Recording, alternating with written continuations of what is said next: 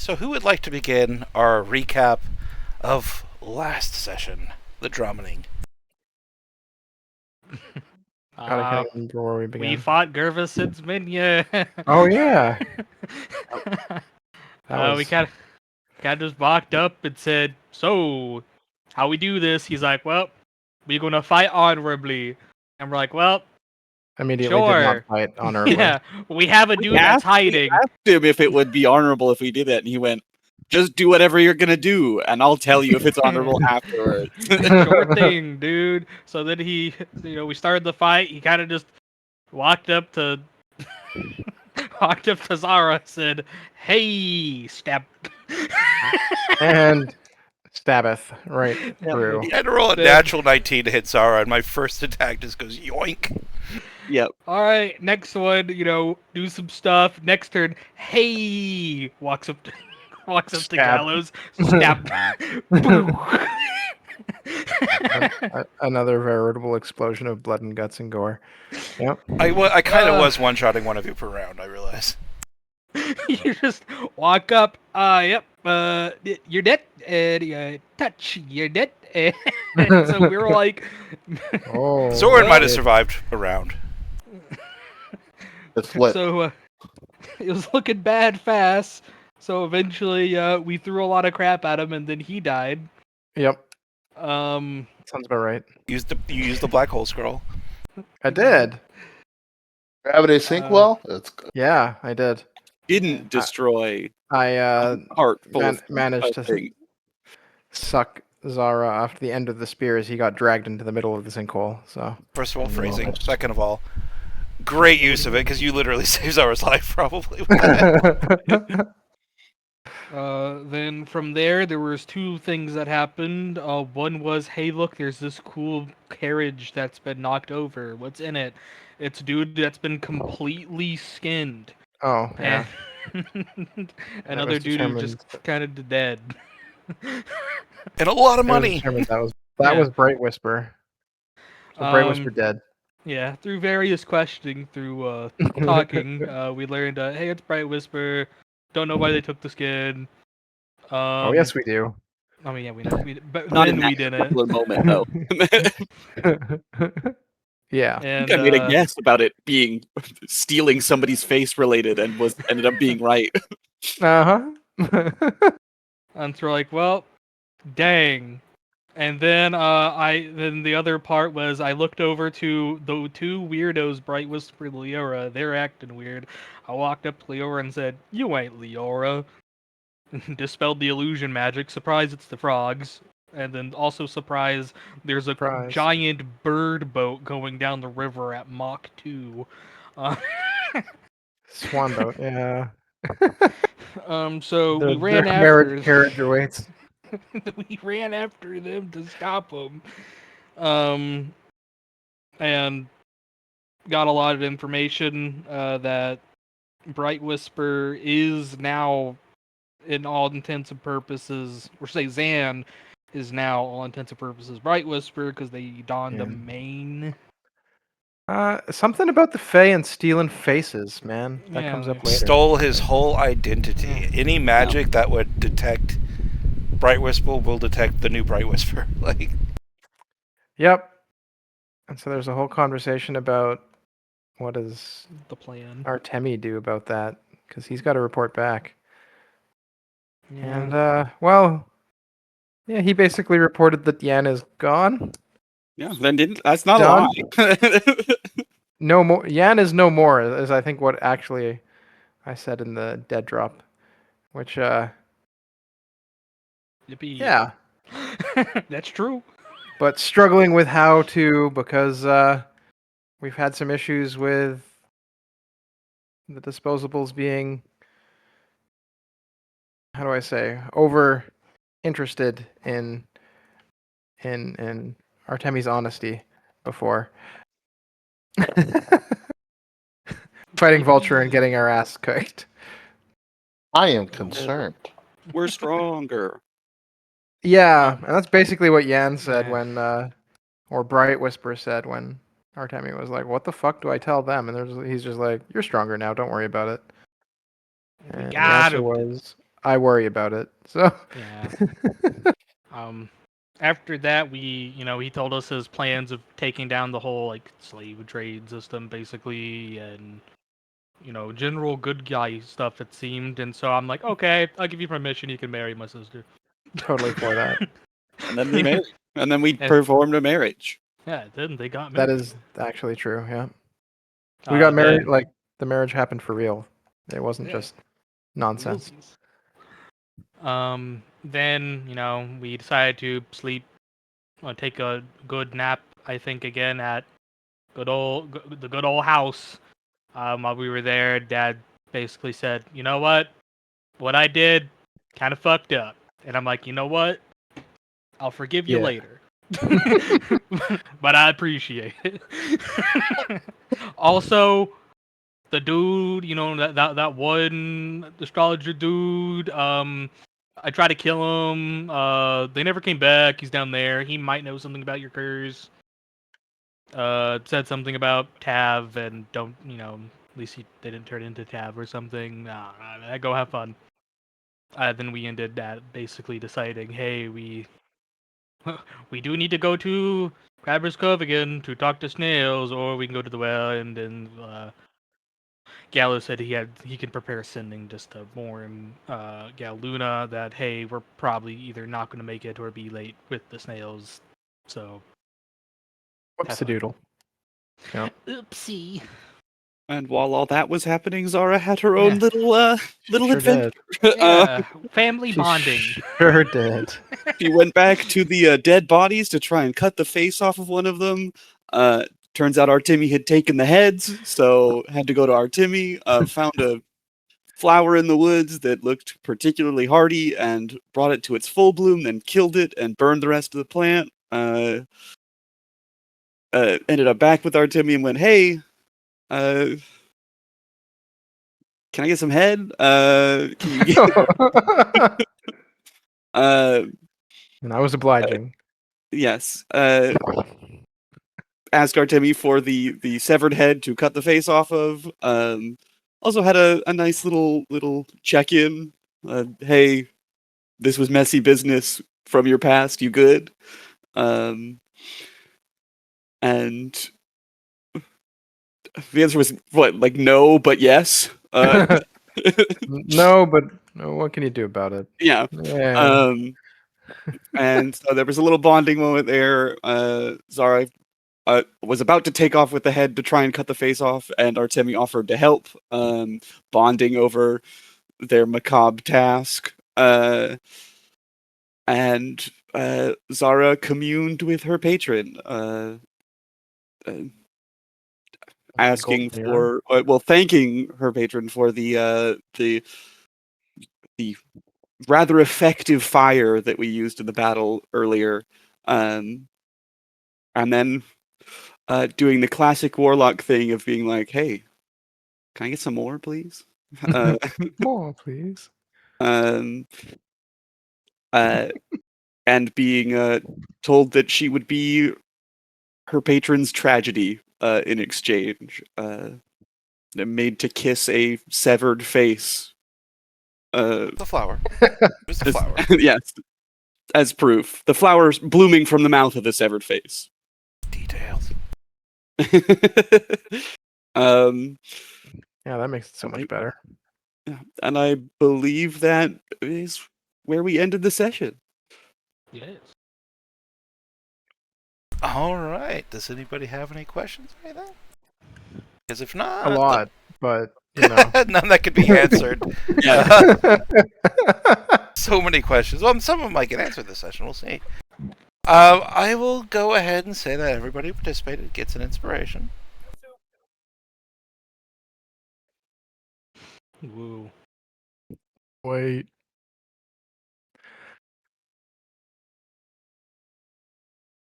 Also, Zoran, I went ahead and added the 100 platinum you got last session onto your sheet already. Fucking lit. Oh yeah, yeah. Everybody got paid. Bright Whisper was handing out the money. It was kind of a moment where it's like, there's 1,000 platinum in this dowry.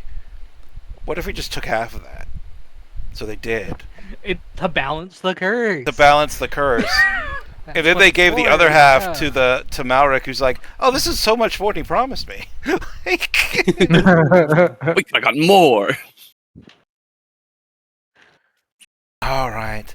So you take off from Kalishkar, heading south into civilized lands surrounding Yatar I'm proper. assuming we're allowed to hit long rest. You are allowed to hit the long rest button if you have not already, though I did think that was implied with the level up. Oh, I didn't. I wait until I'm told. He was suffering this whole time. Will he ever sleep again? Okay. All right, everybody's long rested. So you begin heading south. You come out of Kalishkar, that grand valley, cusp over the mountains, and you look out to a wonderful twilight sea of just gently rolling violet-colored waters with happy little islands that look like they're a little starved of sunlight. One of the islands looks a little healthier than the others, with some ruins dotting, with some like kind of ruins upon it. But you recognize everything to be okay as you head south. The roads get clearer, things get a little safer. For a moment. At least the first half of the first day. Then immediately you roll initiative. No. Then roads become a little less used. It's clear that people are traveling less and less from their villages.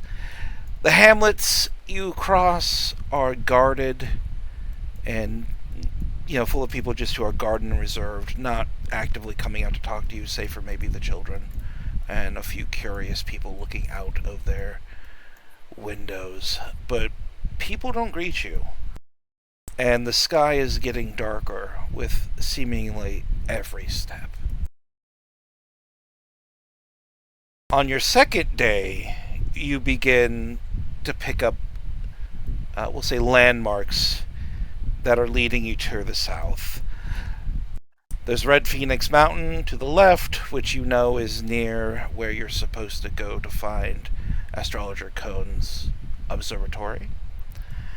And you also know that a little farther south and a bit closer, you can follow the directions that will lead you to the witch that Jan had promised you. So in this moment, I ask you a question. As the road parts, which direction do we travel? The one I prepared or the one I completely forgot about? Man, that's a hard decision. I can improvise. We can do this. It's fine. Oh yeah, you definitely have that ability. But No, probably Well, the one's right? closer. Yeah, the witch Look. well. the closer one. Wait, which one? That well. Which well? The big box that says well on it, which is probably why I forgot about the other one. There's no big box that says, observatory. Yeah, you use a player token. The player who's not here today. Off my mountain gallows. I forgot where the observatory was, so I didn't draw a box Dear there. freeze, it's right there. Alright. It's not that. That was me coping. That wasn't actually anybody's fault. It's Hex. here. That just means I don't have a battle Comes map prepared. That's fine. I got everything else in my head. There we go. Oh, God, God. servant. I deserved it. Oh. I just came up with right in the moment. I feel good about myself. I would give you inspiration, but Can you take it? I don't think he could take it. it. I gave the humans an extra one for human reasons. We need it. All right. So under the darkening sky, on the less traveled roads that are becoming less like roads and more like tunnels through slowly dying vegetation, weeds are starting to poke up between the cobbles. You're starting to watch as your riding chinchilla's footings becomes a little unsure in some places, and instead of the gentle hop, it's more of a frantic skitter-scatter over some places. Which of you four, because I know the person with the highest perception is not here. I believe the second highest is Artemi. Not me. Artemi, go and give me an Arcana check. Arcana. Okay. 33. That's Only pretty low. 33? Come on, you're slacking. Yeah. Note to self, add 20 to all of Artemi's DCs. Okay. Right? And then you'll probably still nail them, actually. Alright, the DC on this was fucking like 23, but no, you blew it out of the water by over 10. You feel a magic in the very air. There's a tingle in your fingertips, like the edge of your skin is just covered in little pinpricks that set you on edge. Don't like this place. And it's at the point where you're feeling it on the wind. It's in the ground. It is everywhere here. There is something incredibly potently magical nearby. And it seems like your instructions are taking you pretty much right to it. And this was definitely not part of the description from Ian.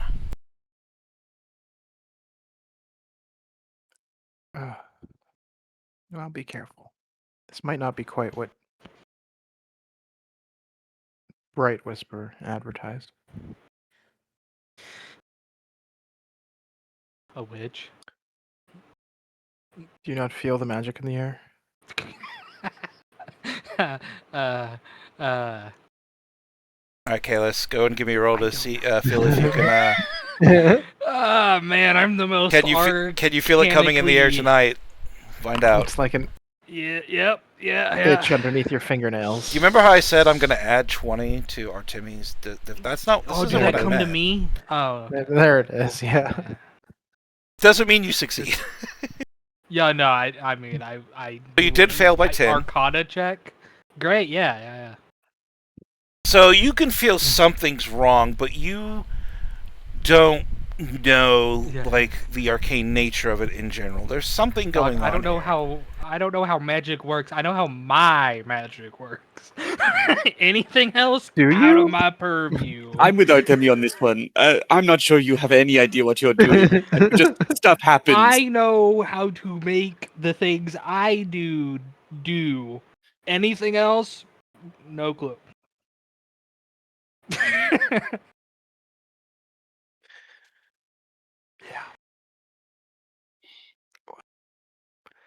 Just stay on your toes. I'm on a chinchilla. I don't mean literally. Have Oh, your no. chinchilla stay on their toes then. I don't know. That probably might hurt. All right.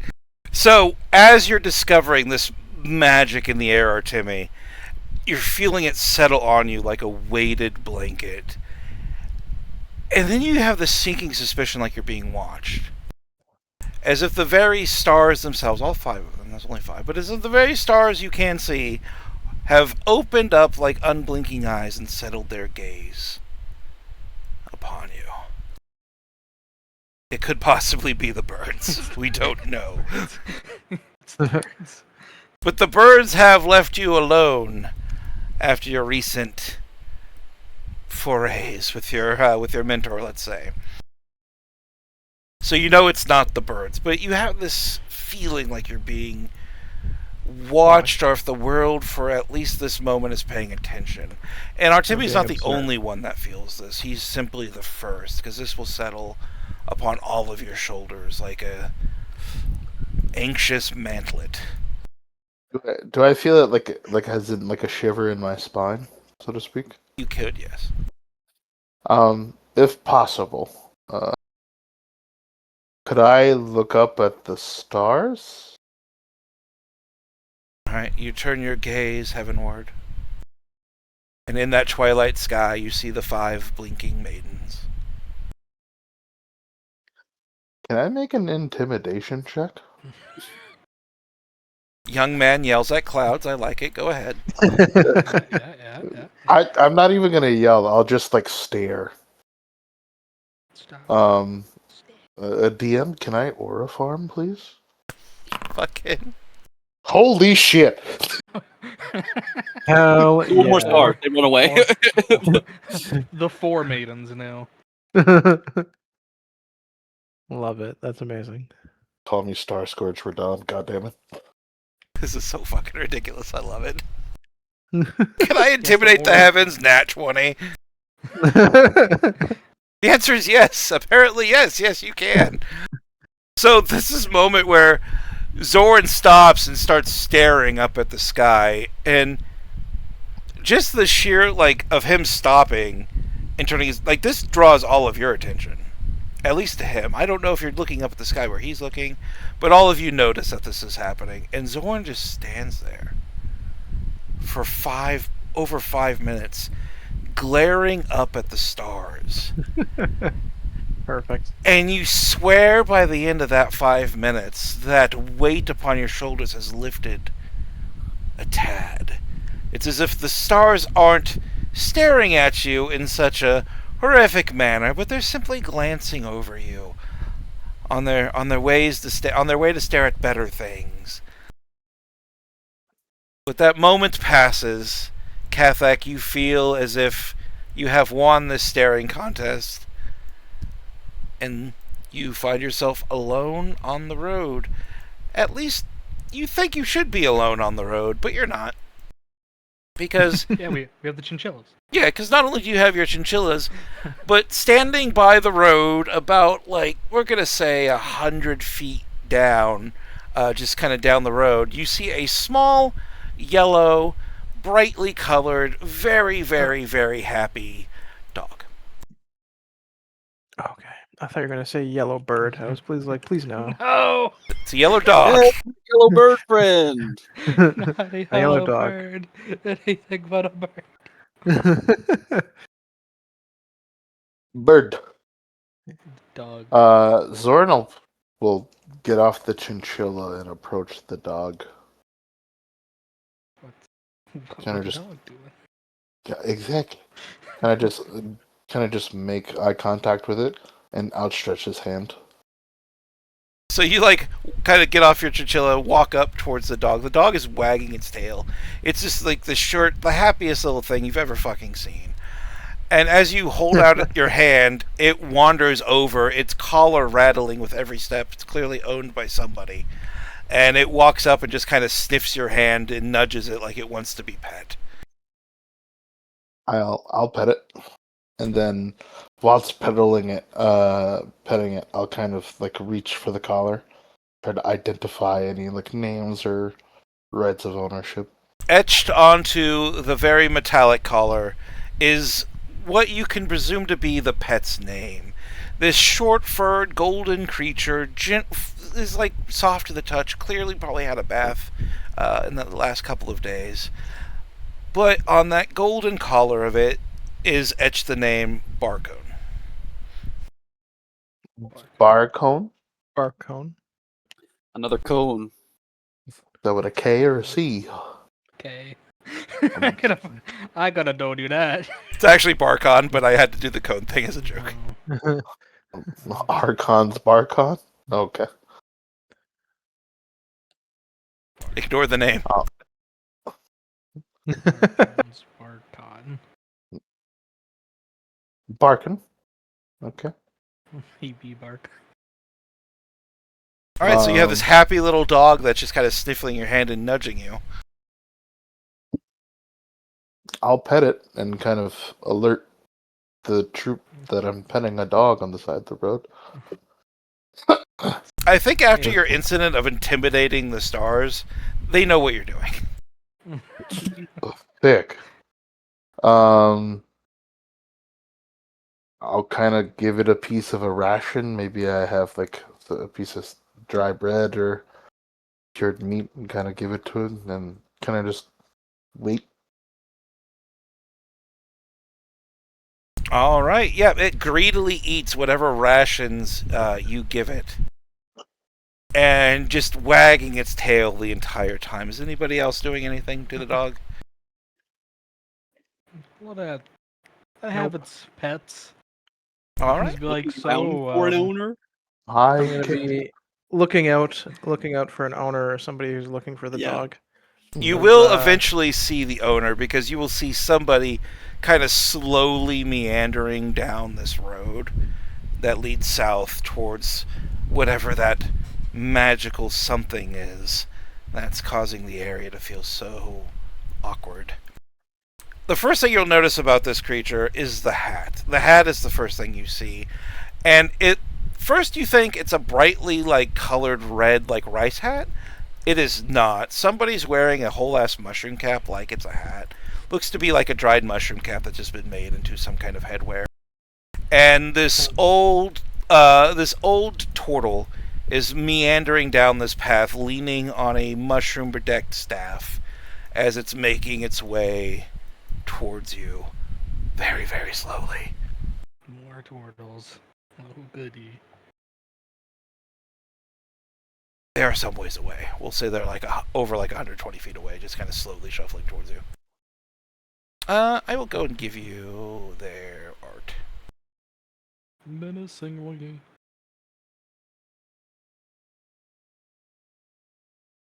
He is a little menacing.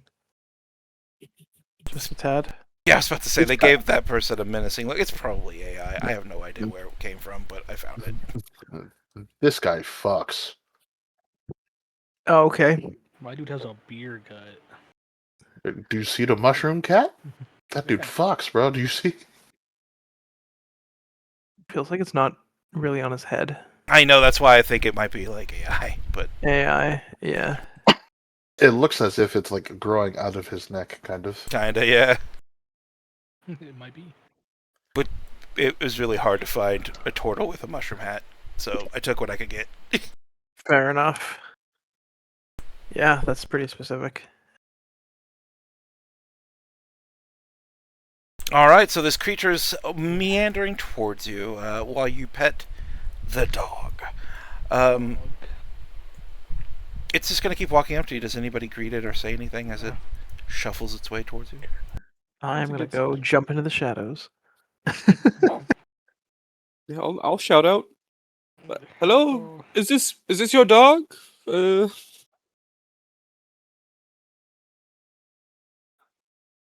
Maybe he's hard of hearing. Is there anybody else here right now? Other than our party, no? Then whose dog do you think it is? I could have ran off. Oh, he's There's sassy. multiple- Okay.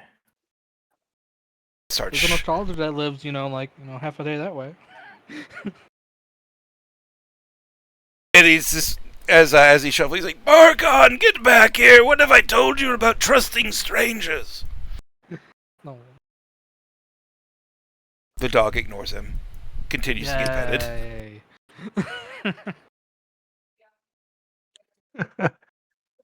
I would take offense, but we are rather strange.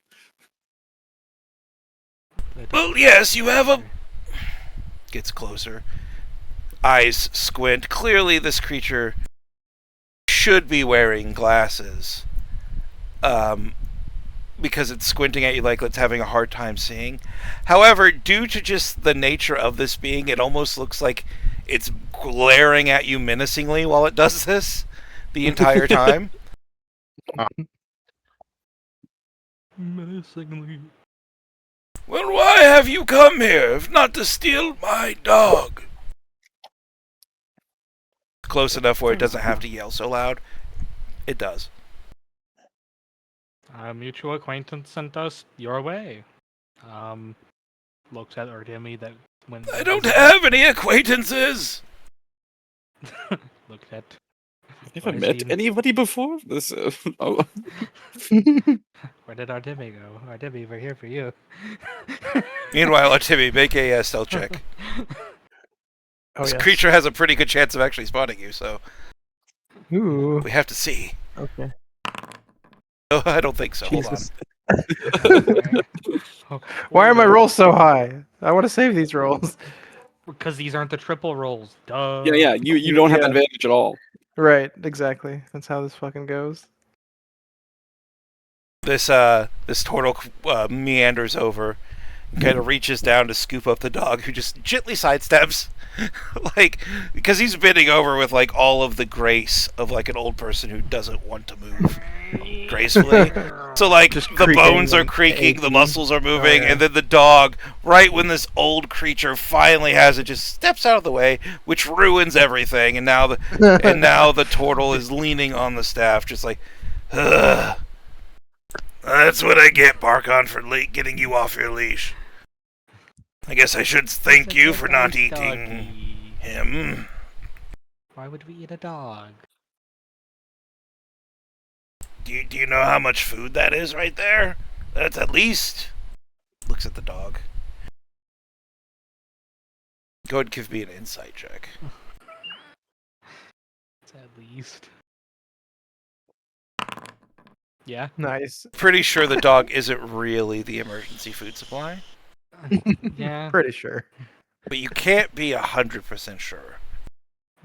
I Prime mean, dog farming territory. If it gets bad enough, I mean. The dog seems unbothered by the implications that it will be food one day. So what brings you down here?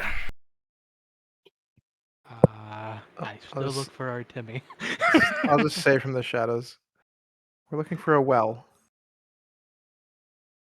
Oh can fix God! Where memory. did you come from? You were you were hiding.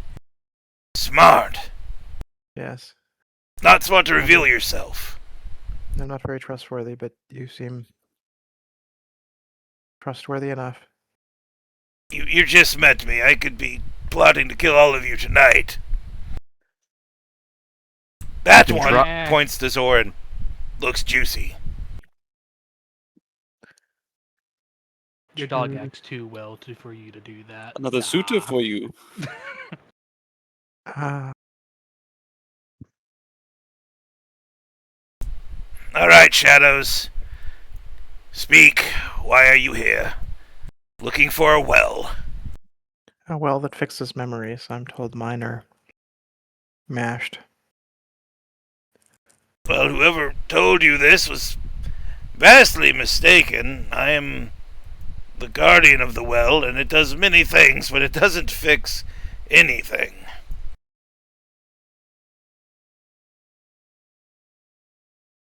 Alright, come with me, I guess. We'll talk and walk. Why do you guard a well if it doesn't do anything? Well, It doesn't do anything like that. Oh. It's a well. It does something. Provides a service. What a service does it provide? Well, what do wells do? Give water? Or Exactly. any other liquid? You Is go there and give me liquid some in this insight checks if you want. You're Dog, you already know me and Insight. I believe him 100%.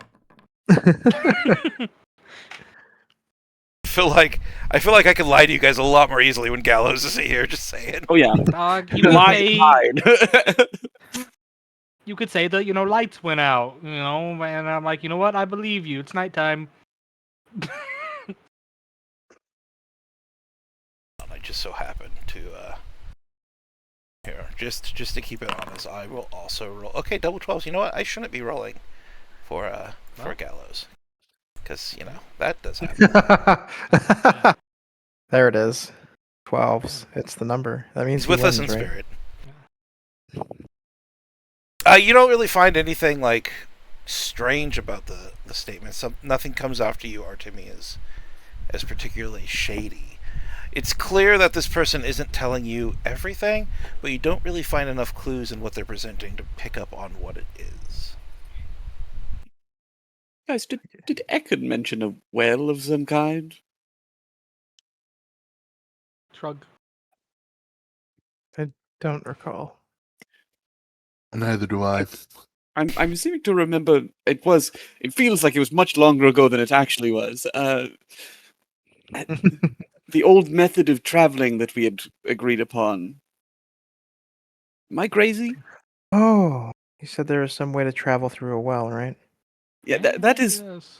what I may be remembering, and also it was some sort of trial. may or may not have to do with one's past. So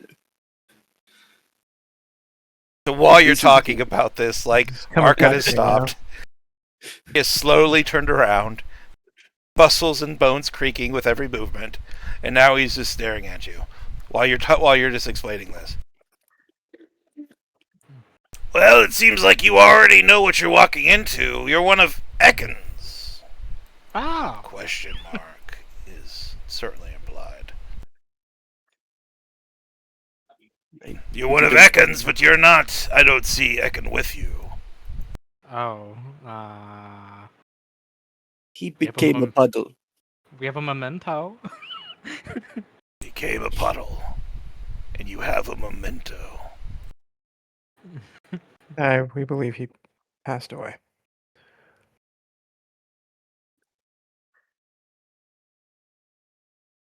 Archon walks up to the shadow, as it were, because he's no longer hiding. Artemi just slowly kind of shuffles off the road. What kind of memento? Do you have I any will proof? Pull out the oh Jesus, the slab. What was it called? I was just making the eye patch. Oh, we have the eye patch, yeah. But we have another thing. I was like, there's something more personal Yeah, there's related to the god. cool slab. I think there's a Believe. key there or something. There were two. There was a Doesn't look key Clay tablet embossed with the heraldry of a devotee's center. and a glowing Sensor? shard. Yeah, the tablet is what I brought out, and I guess So you bring out the tablet. yep. So you bring out the tablet, and it's leaking magic. The last time it was leaking magic was when you were standing in front of the fold, right? And you felt its magic pulsating even from within that eye patch. It's similar here, but not the same. It is not so much drawing attention to itself as it is, at least from Archon's point of view. It's bringing attention to itself in your hands, like it's glowing warmly. You can see a light rune radiating on the opposite side of it as you hold it up. But to people looking at it, you just see the concoction symbol. I see. Did you take this from him? Did you kill him for it? No. We owe Ekan a great deal, or we owed Ekan a great deal.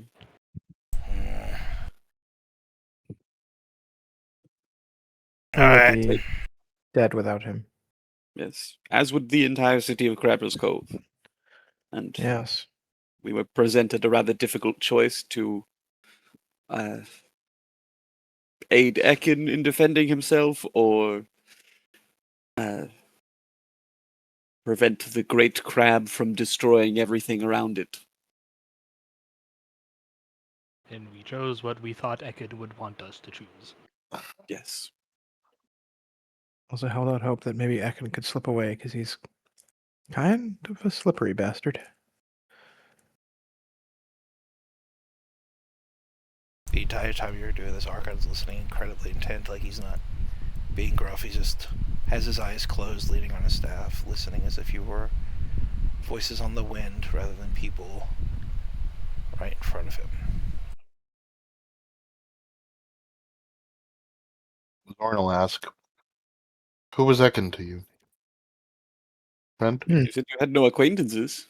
Well, Seem to know him. He opens his eyes. You guys like tea? Sure. Yes. I'll drink it in a pinch. Let's have some tea. Follow me. I'll take you to the well where we can talk. Not out here on the road. He kind of waves off, both to the area around him and up to the sky. Too many prying ears. Too many prying eyes. Ah, that feeling wasn't you.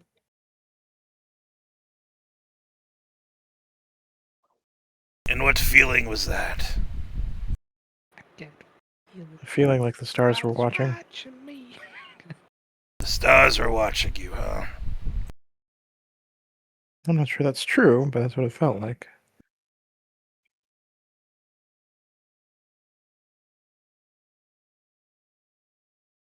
He leans over, and he's a big creature, but he's hunched and he's old, right?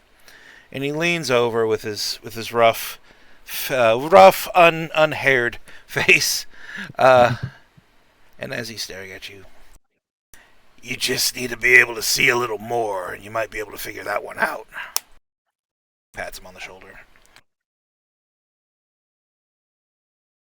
I'm not the only one interested in you guys now. Come along. Once we get to the well, nobody will be able to eavesdrop on you. Interested in us?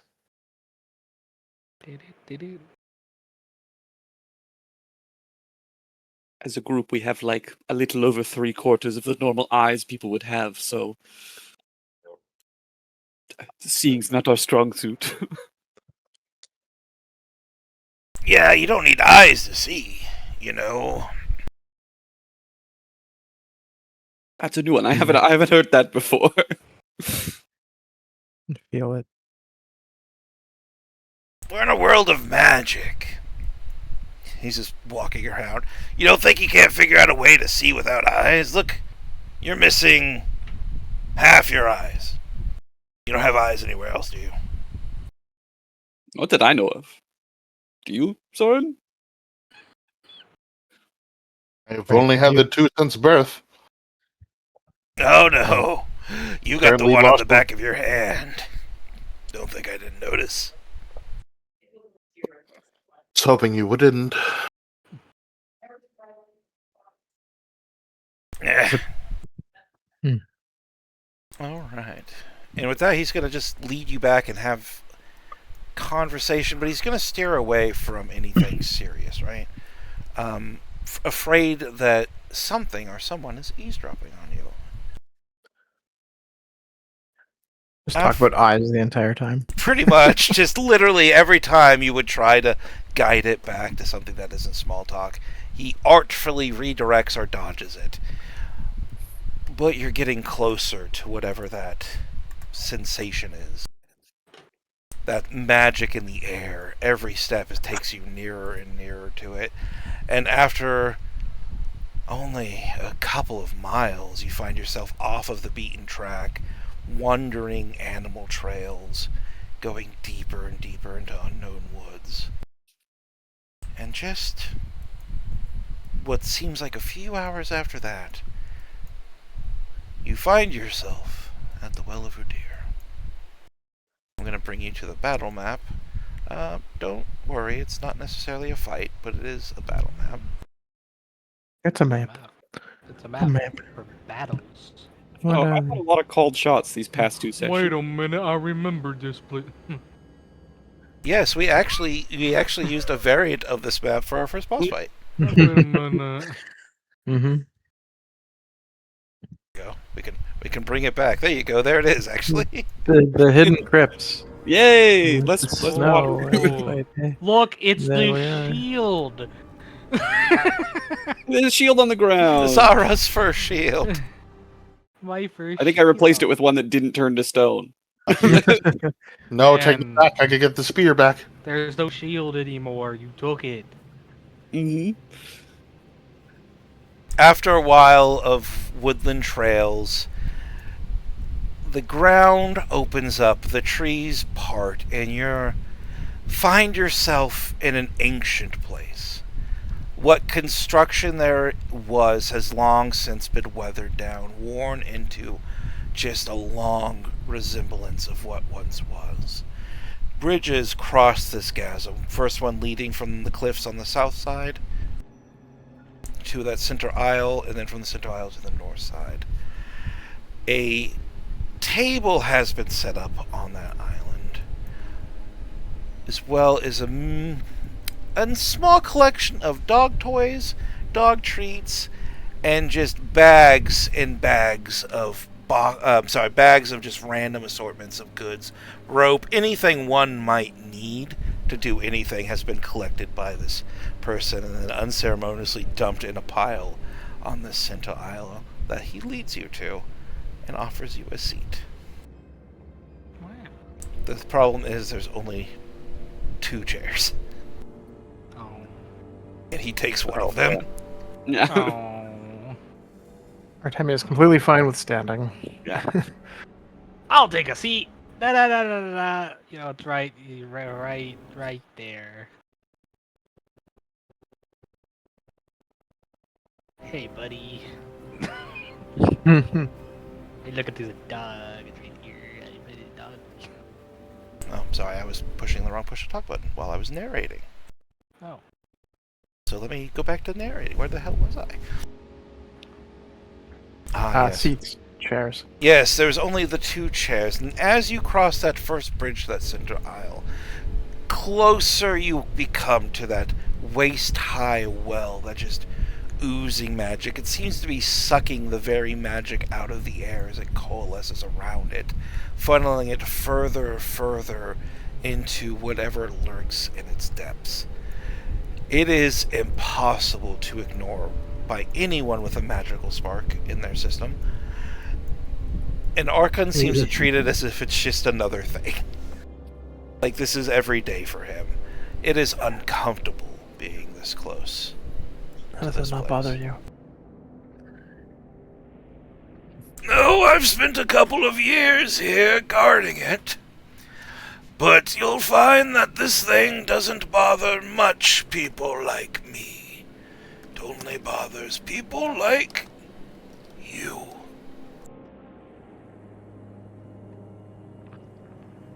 Do you like chamomile, or would you prefer more of a black tea? Dog. I'm black tea all the day. Chamomile's fine. Thank you. I only have the 1 pot, so... Do chamomile. We need consensus.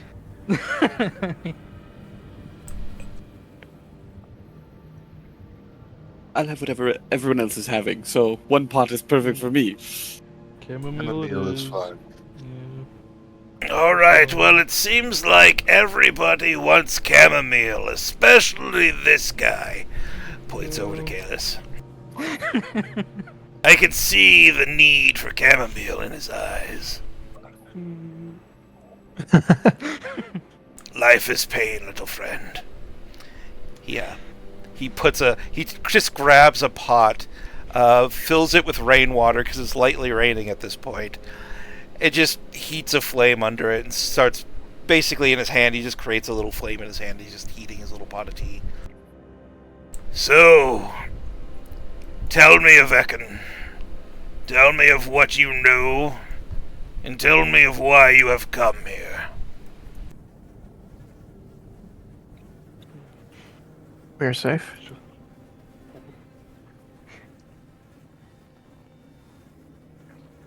Ekin was killed by an organization called the Disposables, one that I work for. I was pressed into service at a young age. A man named Bright Whisper told me to come here in order to fix memories and maybe provide a path out. I don't know.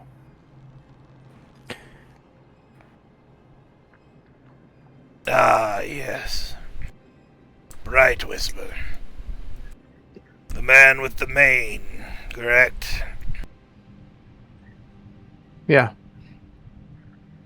Devious what they did to him. Messed with one's mind so frequently. Does damage. Long-lasting damage. I suppose I am similar.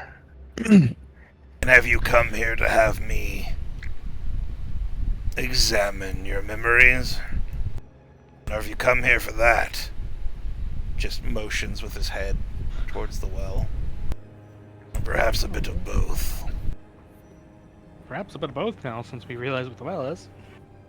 The well is transportation. Of a sort. The well is the Well of Udir. Identify it, if you can. Though you'll have to get close. I would. I'm Why don't you always just interested tell in us? what the well speaks to people to try. Go on. We'll wait. You're being kind of socially bullied, and you realize that. Though you're not sure if there's like real maliciousness to it, or real like, just like if he's seeing he if just you're gonna chicken trolling? out or not. I look to everyone else. I'll hand him a rope if he wants to. I can hold it and pull him back. Oh, that's a good idea, Catholic. Thank you. Well, trudge off. Do do do do do I'm do just do gonna do. look at the turret and be like, why don't you Do, just do, tell us what do. it does instead of making go identify it? Because it's funner this way for me. I'm Ah. camped out in the rain guarding a well. Do I not need to be entertained? Do do Sure. do do do. It's That moving one deception square at roll's a time. pretty good. Walking in a dungeon with a 10-foot pole. Yeah. Yes. I mean, I have like 100 feet of rope, so That's 75. You're good. So you Yeah. tie one rope around Artemi, and Artemi is now walking on more or less a leash. To the point where even Barkon's just walking next to you, like, confused. Why is this on you? I'll wrap the rope around my arm. And the so walking that is... way I can make it work. Okay. So you're at the rope around your arm, ready to catch him just in case something fucky happens. Which is understandable, because it seems like it might be setting you up for something fucky. Yep. It doesn't seem like he needs to, though, because once you pass that last brass seal, which you can see on the minimap, Right here. yep, that is when you begin to enter, well, the well's domain, as it were. It becomes less uncomfortable, and you're more like walking into a magical maelstrom. Not only does magic and magic items have a hard time functioning here, but it seems like it's drawing just the ambient magic of the world itself into itself. And that then starts to tear at even your magic, like ripping at your skin. Doesn't hurt, it just feels like you're being gnawed upon by a creature that can't quite get to what it wants to get to, you know what I mean? The pineapple is eating me. Yeah.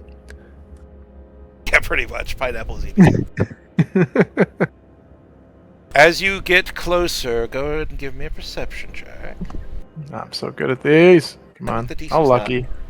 I'll DC's lucky. not high. You should be high. But you should probably lucky anyway. There we Okay, go. maybe not. You're so bad at these. You got a 22. It's +5. You're fine. So this is waist high. It's about 3.5 foot tall. So it's a waist high for like a tall person, right? And as rough as it looks here, it's a little less rough when you, in reality. It is a well that has had every single brick meticulously placed on it, and each and every single one of those bricks has a strange texture to it that draws your attention. And when you lean over to gaze at that texture more specifically, you realize that it's not texture so much as tiny, tiny writing. Would you like to cast the Identify spell? Oh, yes. Going to return with one simple explanation for all of this. It's going to say that this is the Well of Udir, and it takes you where you need to go.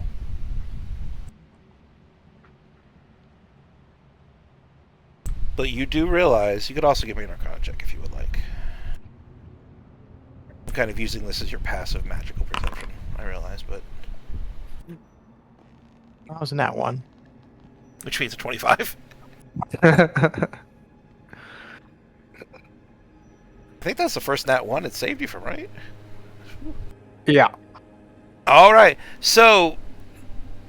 You can't help, like, when you identify it and you realize that texture and the magical writing and the magic that's coursing through those tiny, tiny runes, this entire thing is just magic stacked on magic stacked on magic from the base of whatever this well is, however far down it goes, all the way up to the top.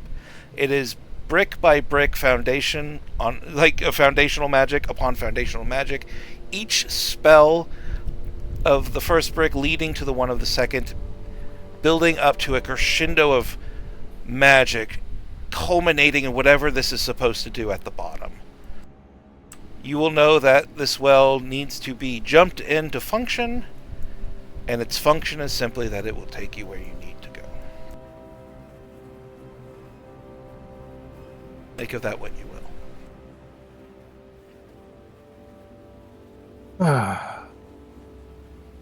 Okay. Very strange. And I will, definitely scuttle back. Feeling a little better once I get out of there. It's like right before you leave, the bird comes down and pushes you. Fuck. If it was Kalis, it would steal all his money first. Perfect. Thank you, Kathek. That well will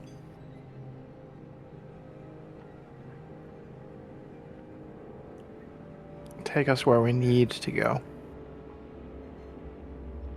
I don't really know what that means, because where we want to go and where we need to go could be two different things. So what did it tell you?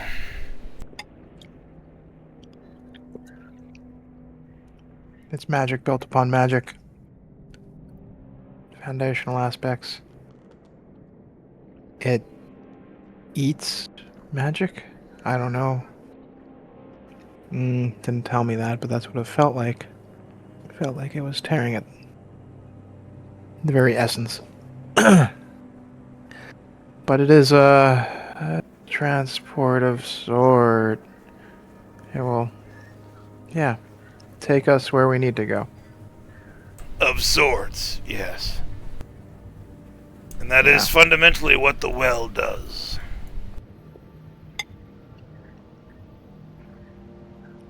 He starts pouring your tea now that it's been properly brewed in his fiery hands.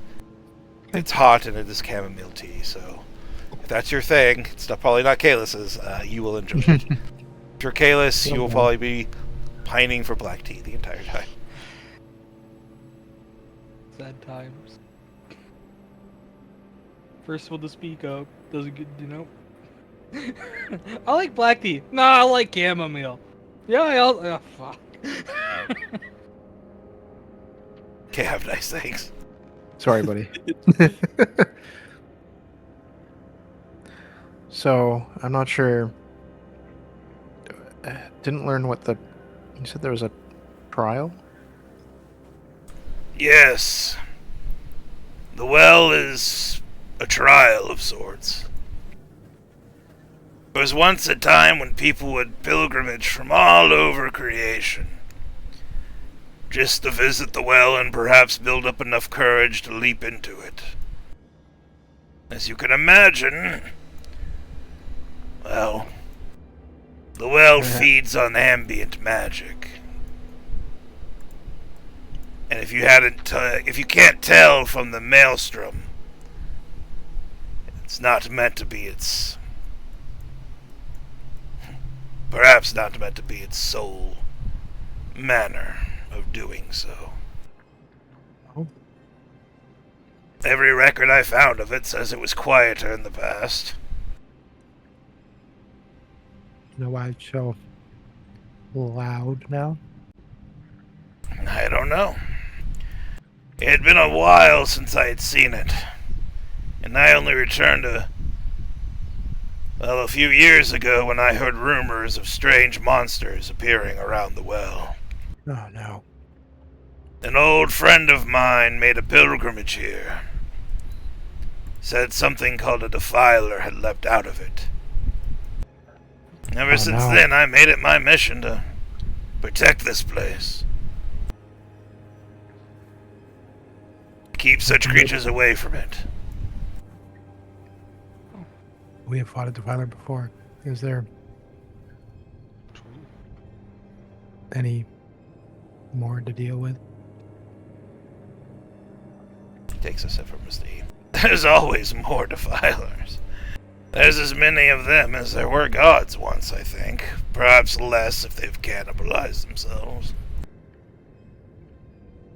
And why do you seek them? Uh, I think it's the opposite. We seek to avoid them. They seek us. they seem Remember to the seek us. We are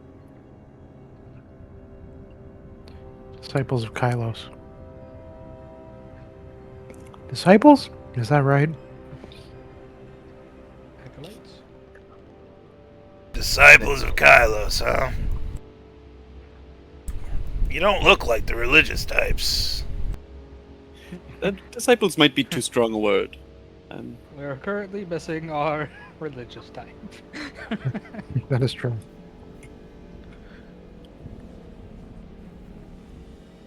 He nods his head. Alright. Tell me. Tell me of Ekin. What of his plans did you know of? What did he... He motions with his right hand, as if trying to form the words in thin air when his mouth fails to find them. What did he mean for you to do? I believe we were meant to travel through the well to get to the far north and get Actually, in meet contact Kylos. or fight a lich. I don't really remember which. Right. I was just get in contact with Kylos and bring Kylos south. Nods his head. So you're gonna go get a conduit, bring it all the way down here. Interesting. Not the plan I would have made, but, well, I'm not Ekin. I don't think anybody is. Aside from himself.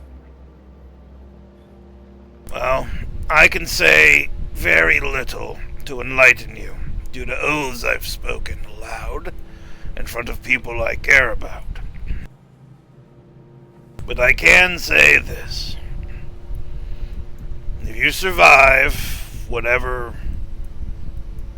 happens to you in there, there's a pretty good chance you'll find someone who can answer some of those questions that are no doubt kicking around in your mind. Because I think that Ekin couldn't speak about things that I couldn't speak about.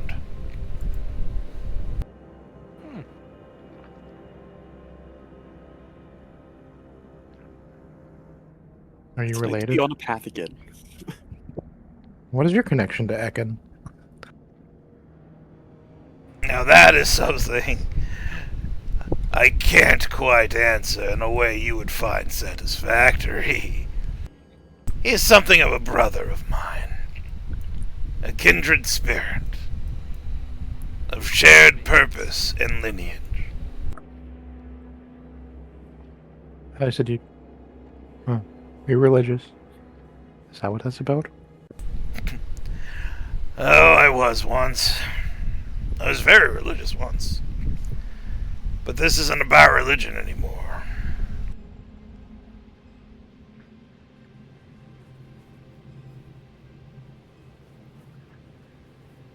What is it about? Well, that's where me and my friends differ. How we move forward. Ekin wanted you to focus on Kylos. I'm just protecting a well. You should probably ascribe to my brother the more glorious purpose for now.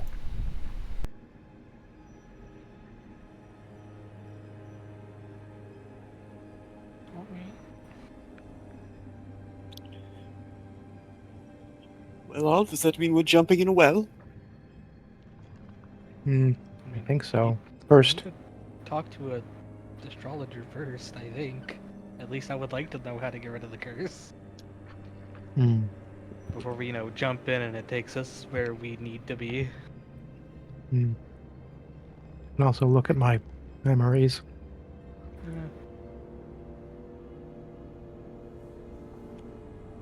Are you leaving here to go to observatory? Yeah, that's what I was talking about.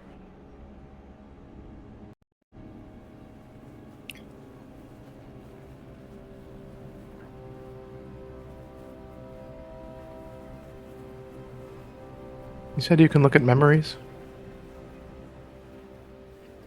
I can, yeah. Could you look at mine?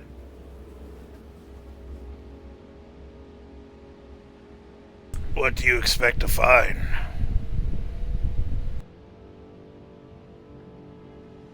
I don't know. I am told that they're not right.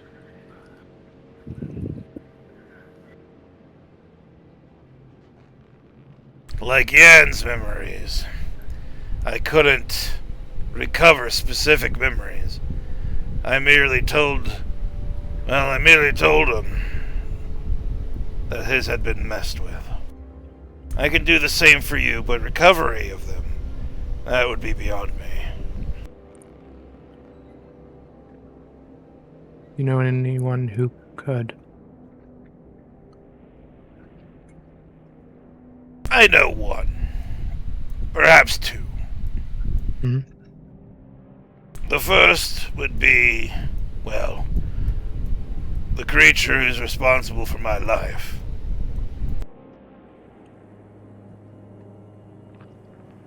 And the second would probably be a magister or cleric of great renown, I would presume. And of those I know of only one. Though talking to them would be difficult. Why?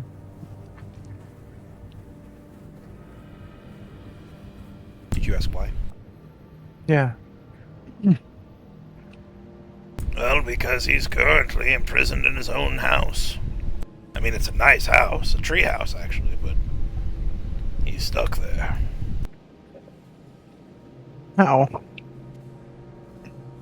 Well, the Black Caravan wants him dead, so they besieged his tree. Ah. Hey, that's where we're heading. What is his name? Now, if I knew that, that would be something that's worth quite a bit. I don't know the names, only his title.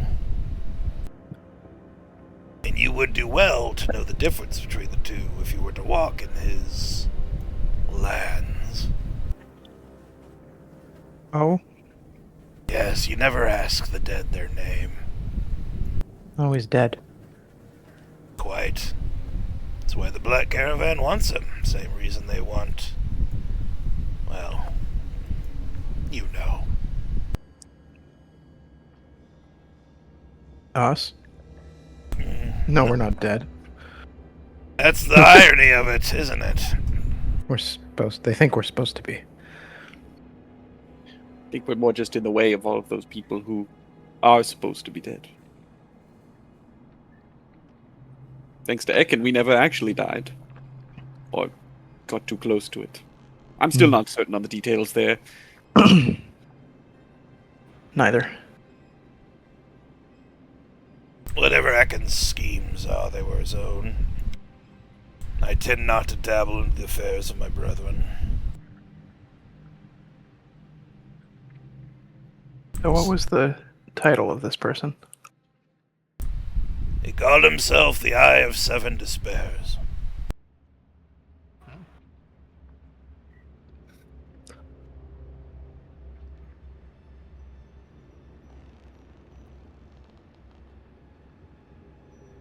I'm getting my wires mixed up. Have we heard of that name before? No. Yeah, Okay. I don't think so. Okay. And where would these seven eyes of despair, or eye of seven despairs, where would they reside? He resides in his tree, Gair the Elder. The great northern corpse. That's where I got my hat. He pats his hat. Little puff of spores flies out. Well, then we may be having an opportunity to fix those memories sooner, if we're heading north as well. I don't even know if they've messed with your memories. I could check for that. But if they're anything like Jan's... He leaves the rest unsaid.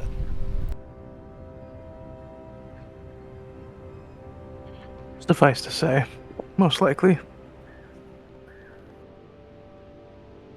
Are you any good with curses? Good question. Well, yes, I am, in fact, something of a witch. So, I have this curse on me.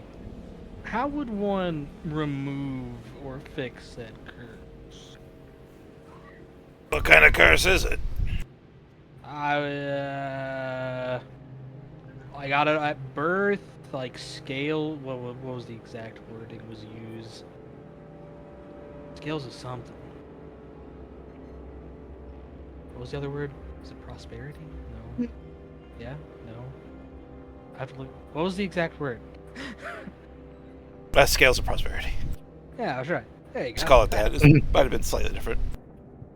Scales of prosperity. The better I do in life, the worse my family does. The better my family does, the worse I do. Happy fun times. Alright, and you've had this curse since you were born, you say? Yes. He motions you over with a... Like, he holds out one of his big hands and motions one of his, like, crooked claws over. Come, let me get a look at you. I mean, I'm right there beside him. Like, I was going to talk to an astrologer that lives moderately close. Because I was there, he was there when I was a kid. What was the name of this astrologer? Isn't it just astrologer code? Hold on, you are very quiet. I have you at 200%. Oh, it's probably because that's far away from a mouse. Mouth, I mean. Okay. Astrologer Cone? Never met the man.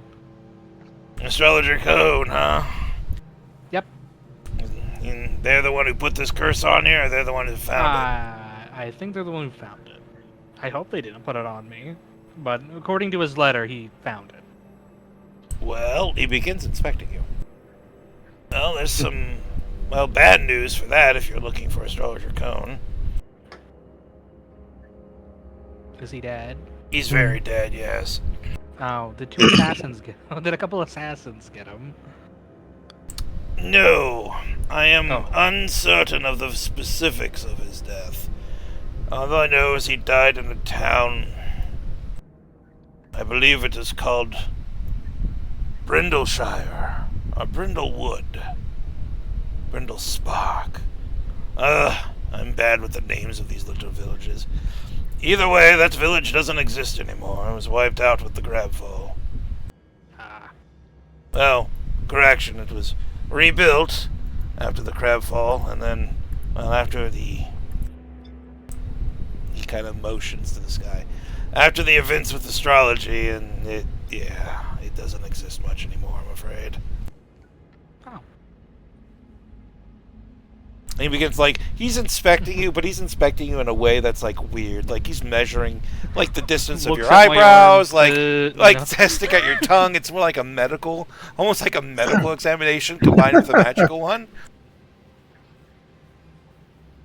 He starts, like, he just kind of reaches into a bag, like, he breaks out a cauldron that's, like, the size of a small house, just pops it down on the ground behind him with a strength that's a little unusual, because it causes the entire island to shake slightly when it settles in. The cauldron begins to heat, and he just starts throwing stuff from a bag in there. Here, chew on this. He hands you a handful of green herbs. That smells slightly Okay. that smells slightly sour. Because it came on me like Chew on them for a good 5 minutes, and then spit them out once your spit turns red. Okay. Yeah, that's a good lad. Alright. Unfortunately, the cure for this is rather horrendous, but I think I could actually do it. Don't tell me it's killing me. No, of course. Just let me. Just let you. I have to make a roll. Uh, Uh-oh. uh, Don't that one. don't hurt me. I'm a good boy. Kayla Ishkar, Don't hurt me. could you please do me a favor? Okay. Could you make a wisdom saving throw? Oh, goody! I'm really good at those. You want to know my bonuses for it? It's +0. 0. 11.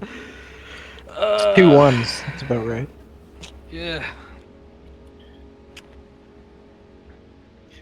Is related to the curse or the defiler shard. Wow. Bad Oh, news. initiative pops up. That's weird. Whoa, That's really crazy. weird. What's that doing there? Whoa. I think you misclicked. Yeah, crazy. What's So he's inspecting you, right? And he starts like kind of going over you. He's like, "All right, it's not going to be a pleasant fix. It's going to require a lot of esoteric components. I'm going to have to boil them into kind of a potion." And as he's inspecting you, he stops. He's like, "Huh? What's this?" And he's gazing at your shoulder. Well, that is interesting. Please roll initiative. Oh, 'Cause that's the only Uh-oh. warning you get is, "Huh, that's interesting." oh, great. Just him or all of us? That's. I mean, it's gonna be everybody. Great. You don't. Well, you don't necessarily have to act. You don't have to act violently during your turn, but Okay. Oh, I should have rolled with advantage. Let me see if it would matter. It would have. Not the dog. Not the dog. I'm at 18. the dog's actually not supposed to be the initiative tracker. No. I don't want the dog. The dog's a non-combatant. The dog has default hit points. The dog has like 10 It's gonna do HP and like it's like, tragic defend its master bit where it starts attacking us. yeah, I was about to say the hurting the dog is all about emotional damage, not actual hit points. Yeah. So, Archon is old, not as fast and nimble as he used to be, but you're looking at this turtle gaze at Kalis in the same location that you had dug the Defiler shard out of the Defiler that Kalis then ate, staring at the same place on the chest, sort of upper left chest, kind of by the shoulder, slightly under the clavicle, and he's staring at that. And he's just like, "Oh, that's interesting." And then he brings his hand back, and like his hands, like all those wicked gnarled claws on his hands, kind of clamp down and almost become like a shovel that he's driving towards Kalis's chest. Zara, you're able to see this first. Like everybody kind of sees what's going down before it happens. But Zara, you're the first one that can react. So the question I must ask you is, how are we reacting? It's pretty obvious that Kalis is about to get attacked. I'm gonna do something a little unusual. God, what saving throw is this? He probably is very good at these. But I'm gonna try it anyway, and I'm gonna cast Dominate Person. Alright. Okay. I don't have Hold Person, so on Kalis, no, Understandable. on Archon.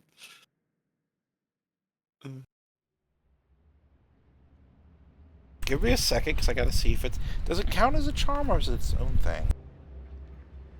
It is a charm. They have the charmed condition. Oh, okay. So they're- What does that look like? What does it look like as you cast it? I feel like my immediate thought is that I think a perfume or like a scent from the flowers on Zara emanates out, and like there's a magical hold to it. As Zara attempts to command Archon. So this enticing perfume wafts out of your eye flower and just encompasses Archon. Archon's still in that motion, still fighting it. As your perfume wafts over him, the spores from his mushroom begin to also fill the air, combating it. As he's able to push through, he's immune to the charm condition. As he pushes through with his attack.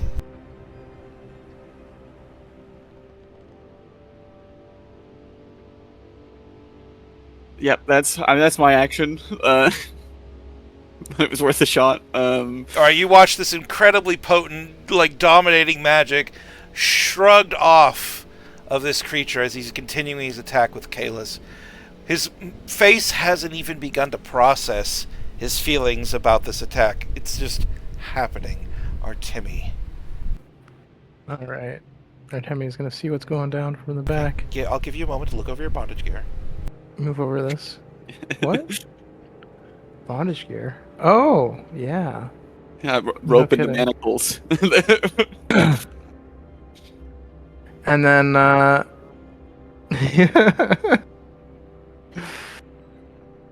I will, use some rope to tie up Kalis.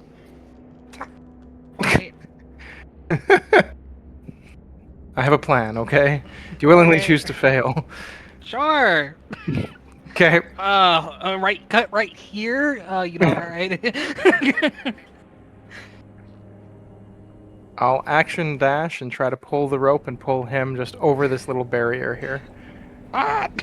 The thump over.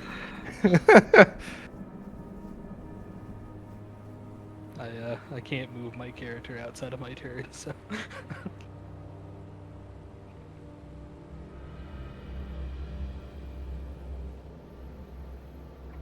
Just try to get him out of reach of you. DM, Of what are you Archon, moving? rather. Where'd DM go?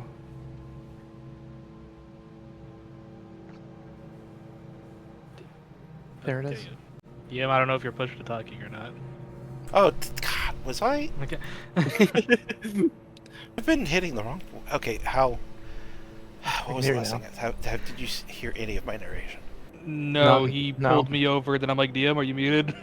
Yeah, the DM was hitting the frickin' the wrong key. Alright, let's try that again. So, you dot... Hold on, let me remember exactly what I said.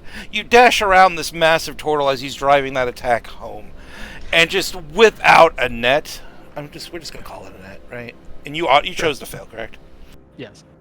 So you just whip out a net, wrap it around Kalis. Kalis is swooped off his feet, lands with a thud on the hard cobblestone floor, and then before you even realize what's happening, Kalis, you're sliding across that rain-slicked, moss-slicked stone, crashing through that low border wall that's so old and decayed by time that it's just kind of gives into your weight. You explode through that, you find yourself now netted next to Artemi, who's standing on the edge of a cliff that has about, like, we're going to call that a 25-foot drop Okay.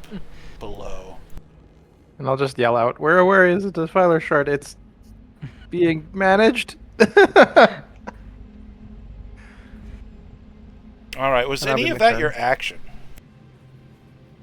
Yeah, I dashed to be able to drag him that far. Okay. So he's just like, where of the Defiler shard? And meanwhile, Kalis, as Artemi is shouting about a Defiler shard, you're in a net at his feet prone. I'm not like the other Defilers. Eka knew about it. He said it's fine. Just watch out. I'm not like the other Defilers. Mine was on accident. I haven't done anything. Would you like I'm to... not- I'm not actively doing any harmful thing towards him, so. I was going to say, would you go and like to use your action to try to persuade him with that argument? Sure. All right, give me a... I don't think you're lying, so go and give me a persuasion I'm check. not. At least I'm Oh, using no. my inspiration. He thinks you're lying. There you go. There we 21's go. Much more sane. Holy Christ. We went from a natural one to the campaign's natural one. Yeah. The 12. There's that Uh. moment he hesitates, where he's unsure, because you haven't really been acting super vile or defiler like, but he's still, his face is twisted. You have convinced him one of the X amount of times you have to win that roll to get him to stop attacking you. Great.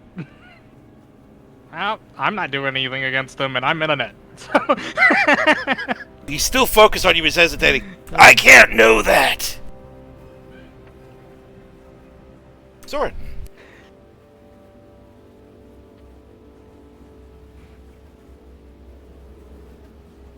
Soren might be muted.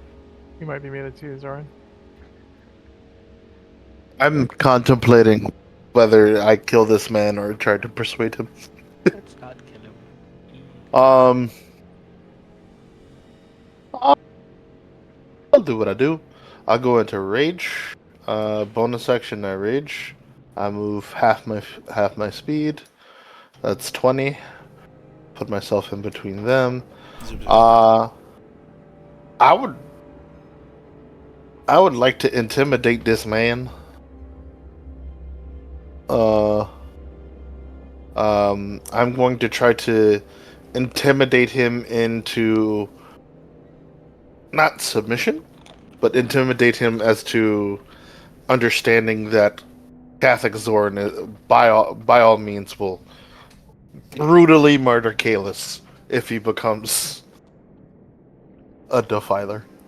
So I'll just kind of like rush in front of him, stand and get big as I can, with the rage filled and the wisp filling my eyes. I'll say, "It is under my control. Stand down." And I will try to intimidate him. Alright, go and roll intimidation. I'm not gonna lie, the first half of that I was like, I thought we were going a full on don't touch my boy kind of thing. And then you're like, no, we will kill him if he gets That's alive. my kill. You're not stealing it. I called dibs, motherfucker. Like, alright. He's going to break eventually, and I'm gonna kill him. Advantage because rage intimidation 14. Not very good, but I tried. I think you can, you still use inspiration if you like. I don't Sure. know if you want to, but... Yeah, I don't mind. You can, you're using strength into him, right? Yeah. Okay, so it's just one higher than this, or... Oh, wait, no. Intimidation. That's because of my charisma. If it's based off my strength. Well, as a barbarian, don't you get to replace strength with intimidation when you're raging? But I don't know if it does that. Just what's the difference between charisma and strength? Automatically? No, it doesn't, because it says charisma, intimidation right there. It would say strength otherwise. Yeah. So whatever the difference is, just add it. Is it 1 or 2? Or... Alright. Because it gives me the proficiency, it would be +9 instead of +5. So 4 more. Oh, so it's 18. not a small difference. It's a big difference. Okay, so it's going to be an 18. Yeah. Right. That's definitely something to keep an eye on in the future. Yes. And again, we don't really do a lot of in-combat dialogue all the time. Our time is now. Our time is now. I might get a single round off before you be able to convince this guy to stand down, because he looks at you. All of his building momentum for this attack kind of shifts, Zoran, as he looks at you and through. You expect me to believe you could look a friend in the eye and kill him? It is better to be safe and kill him now. Alright, you have completed 2 out of the X times you need to convince him to back down. And you committed no hostile actions towards him, so he's not going to be using any of his after your stuff ends actions. Okay. But he is going to do 1 offensive action, because he gets 1 turn. Yeah. Now the real question is, do I want collateral damage or not?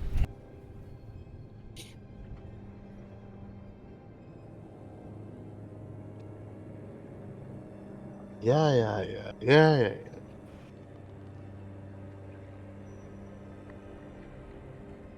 Alright, go ahead and give me Constitution saving throws. Artemi and Kalis and Zoran. Oogie. I'm so good at these. I'm pretty decent. Couldn't be me. Bang. 23.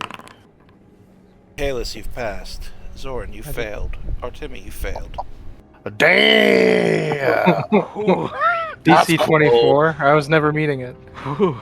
All right, I'm about to go down. Ah, mama. I was just about to say I don't have anything that rerolls my con saves because it's a +8. But fuck.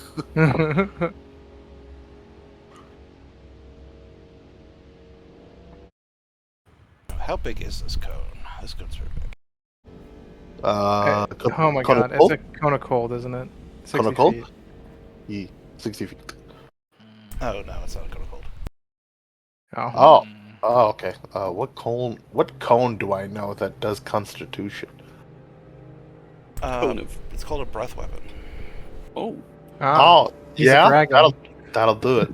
Alright, I have to Don't- re-roll some dice, so give me just a second. Don't tell me that. I No. need to eat his heart now. God damn.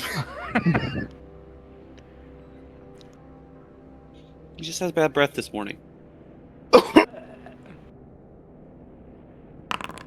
Oh, no, he's a frog with a mushroom. It's a fucking spore frog.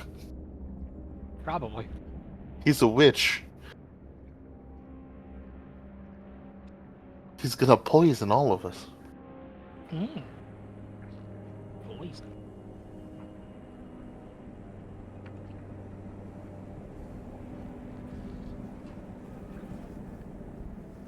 Hold on, Matt. This is a lot of weird math because I reroll dice.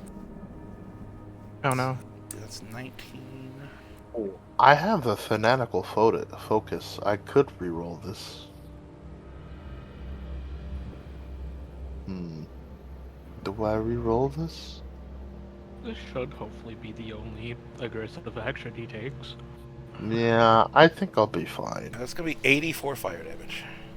Ooh, fire! Oh shit. Welcome to Absorb Elements. Me too. You mind if I just re-roll this right quick to see if I don't mind if I just use fanatical focus, please? Go ahead, yeah. Don't want to take. You don't want to take 84 fire damage. No, because I can't half it, big dog. I'm sorry. Roll. I re-rolled it.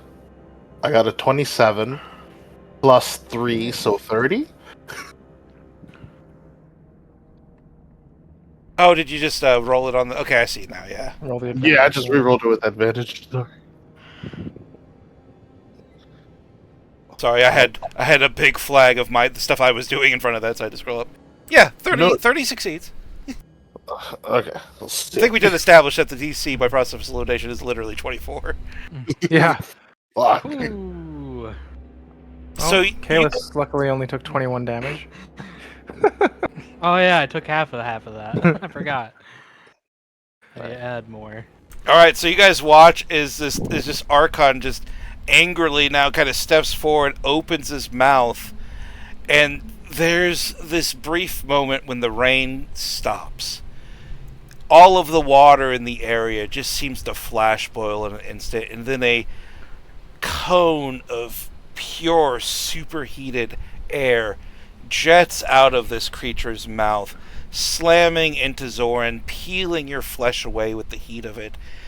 Artemi, you crash down behind that broken border wall, but it's not enough, and you're just Nope.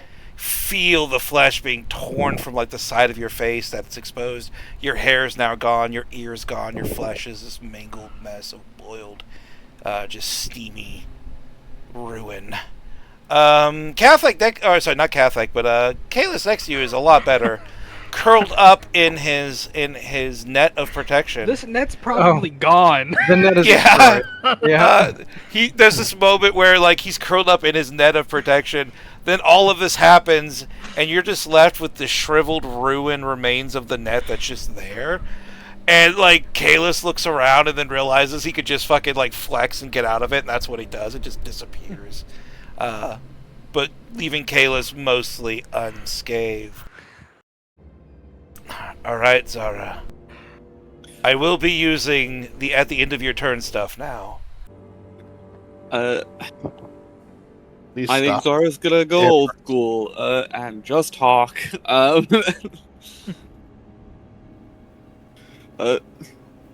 Please, please, please, can we talk about this? If you decide after we talk about it you want to kill him, that's fine. Just let us talk calmly first, please.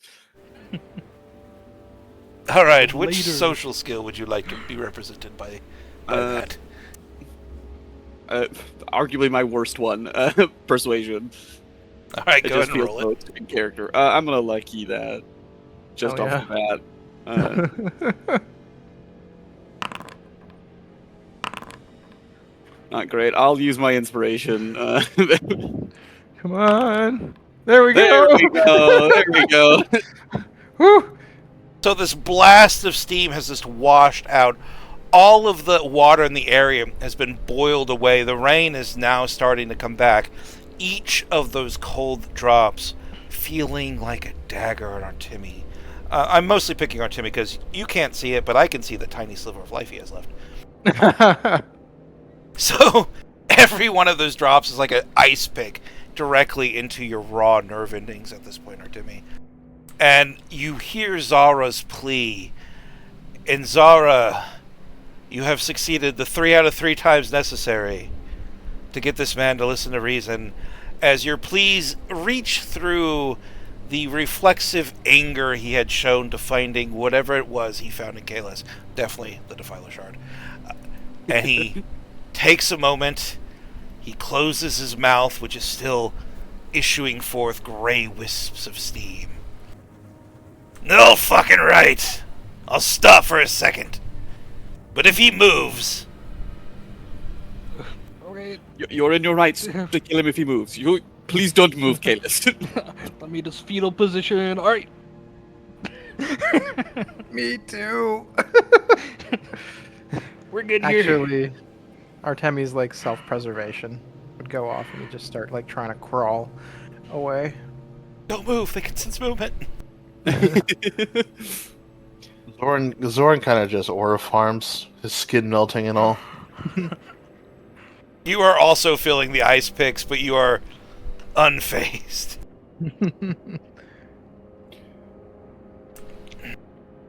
All You right, I would was- bring a defiler here, in this holy place. He's not a defiler by choice. You can't accidentally become a defiler. It is the only choice you can make. In that He's mostly regard. just an idiot. The This is idiot didn't know true. what he was I'm doing. really dumb. We went to fight a defiler. Ekin warned us not to mess with the corpse. Kalis was off reading a book or something. I think it was... I couldn't tell you what he was doing at the time. Joined us a bit late. Ended up messing with the corpse while I was very upset that my dad had been turned into a soul axe. And... we're trying to figure it out. We would prefer not to kill him. It is very much an option should things go wrong. As Zoran specified, we are ready to kill him for his own sake as well. He does not want to be the kind of person that goes on a defiler rampage and starts menacing wherever he happens to be at the time. This is true. I've given permission.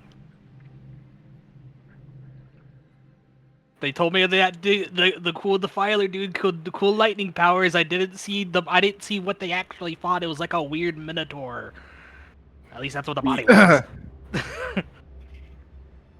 Then Yeah, Ekon I'm has all with the failed leg. you. He spits on What? the ground. Did not warn you properly of the dangers. Well, I wasn't there when I could warn them. I was guess also aware of you're so quiet. dude. Kalis. Oh. Ekin wasn't there when they warned them, or I wasn't there when Ekin warned them. Ekin was also aware. Yeah, Uh, Ekin told. We told him everything. He has successfully resisted the temptations of shards after becoming a defiler, which is a positive sign for his willpower and keeping this under control, at least for now. Yep.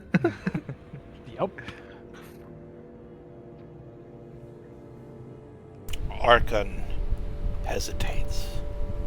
His body is shivering with the anticipation of battle. Battle that lasted mere moment before it came to a pleading end. But he's still poised, ready to strike. And Artemi doesn't know if he can survive another attack at Kalis. Not while he's There's still a in lot- such proximity to him. There's a lot of attacks at Kalis that happens to hurt everyone else but Kalis. I do be AoEing, motherfuckers. Kalis being a sorcerer with some amount of constitution. Yeah. Ekin knew and Yeah. spared you, and you Yes. accidentally ate a shard of foul magic. I didn't really eat it. I more picked it up, and then I thought, hey, look, it was cool, and then it kind of like went into me forcefully. That fucking hurt. Do you know how to get rid of it without killing somebody? That's a goal.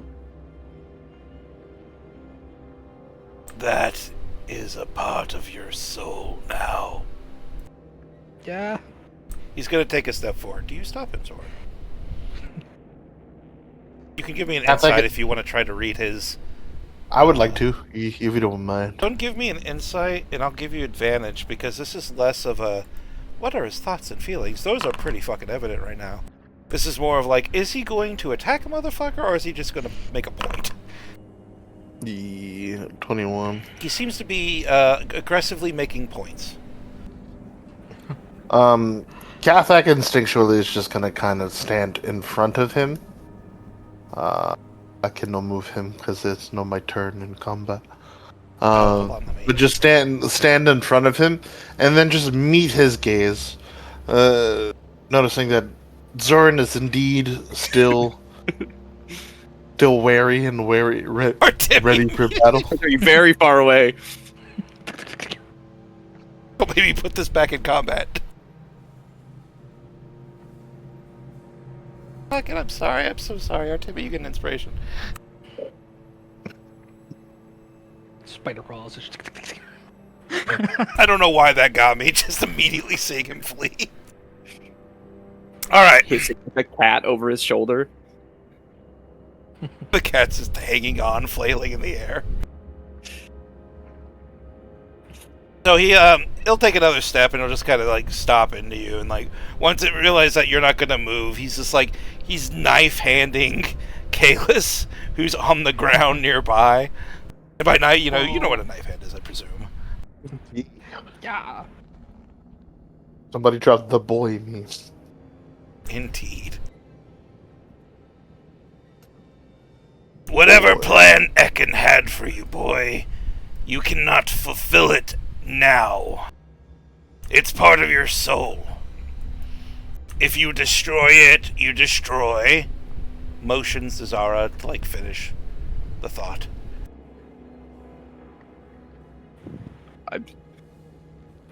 I don't know. We don't know anything about him. Yes. Part of your soul? Just Or all of yelling your out from under the bridge, you know? Yes, exactly, Miss Voice from Under the Bridge. Part of your soul. You can destroy that by destroying your soul. That sounds And like it killed me. eventually, that thing, like a fucking parasite, knife hand, is going to consume enough of you that you won't be left anymore. You'll be like them. Motions to the general area of not here. The other defilers. Full of your own schemes, your own domains, your own plots, all in line with the shard you ate on a whim. He seems to be ignoring the fact that you cleared up the point that you did not in fact eat it. It ate me. And now he just pointed out that it's going to keep eating you. It's pineapple, again. More pineapples. If there's no known way to get rid of it, then maybe we find one. I don't know. I think a cool idea was maybe, when we eventually find, the theoretical god we were trying to find, there's a way I Kylos. could... Yeah, Kylos, I could give him this I'm going power. to go ahead and I don't... real quick before I forget. Give a what? Just wanted all of you guys to make an insight check. Because he's so angry, one of you might realize he's angry enough to say shit he might not say when he's not angry. Oh. I think that Zara would was- be the only one that can catch on to the fact that this person is a little less guarded with what he's saying now that he's so mad at Kalis. I don't know if that's something Zara wants to take advantage of or not. One of the, I think she does. She just doesn't know how. Yeah, it's like, how do you guide that info, right? Like, how do you guide the conversation? Why at do this you point? care so much about the Defilers? Who put you? Who's asking you to do this? Are you doing this for yourself? Who asked me about... Do you even know why you're here? No. Anakin told us to. Eventually. That's it. Yes, and he told you not to eat a fucking Defiler shard, but here you He are. told them, not me. And he just said there's something powerful there, don't go near it to them. Again, very vague. We've been dealing with vagueness for a very long time now, and it is really a struggle. Go ahead and give me a persuasion check. Arguably a very important persuasion check. I will. I'll throw another lucky on there.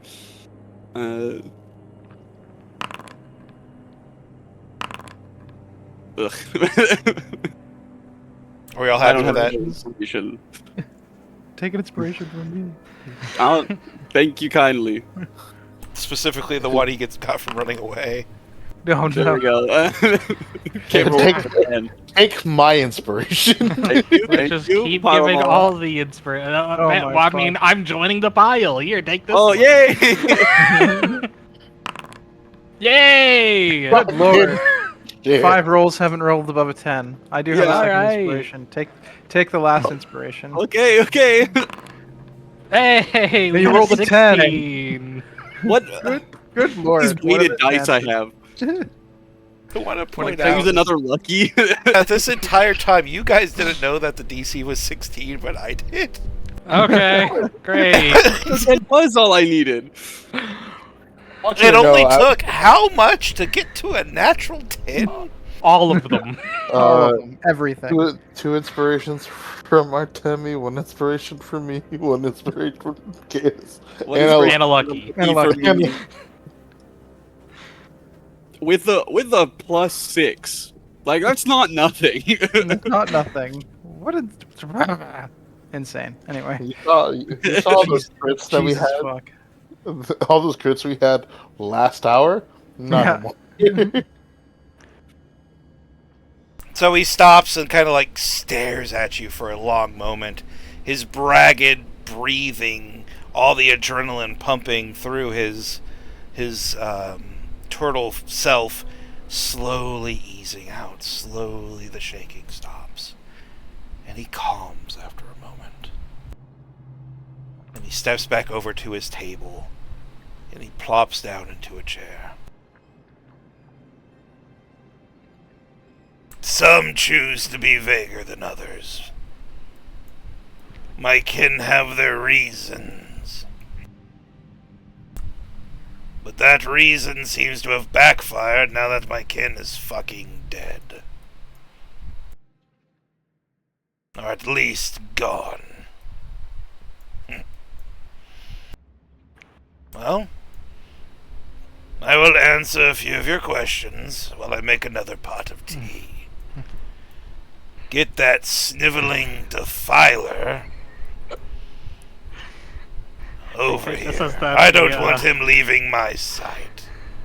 I take it that's the Seems- X-nay on the, seeing if you can remove the other curse.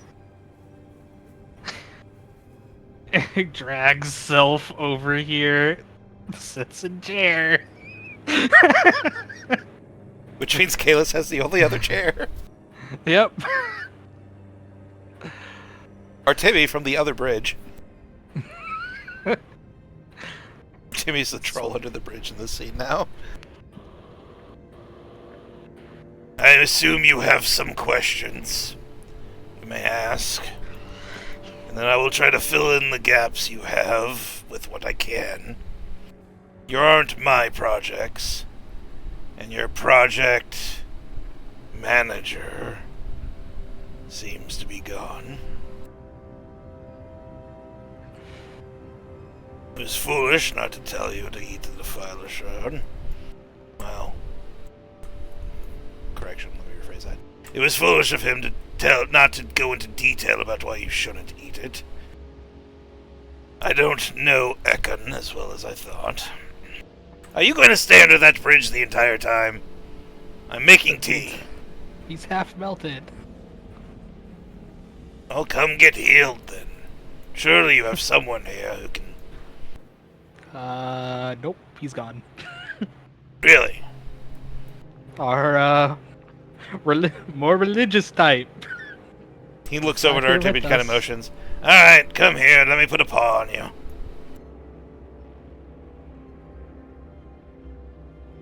The man who melted half your skin off is like, come here. At least I can do is ease the pain a bit. He's gonna cast a healing spell on you. I'm only doing this because you weren't my target. He looks over to Arcalis. You can keep your wounds. My slight sunburn. I'll look to Archon, and do I get healed as well? Artemi, you Considering healed that- 34. Considering half of my face is burnt off again. Well, I can target 6 people with this, so I'll go and target everybody but Ooh. Kalis. Yeah. Fucking, So much better. fucking sick. I'll target the dog twice. Good boy. How much was the healing? 34. Alright. He doesn't need to touch people to do it, he just wanted to.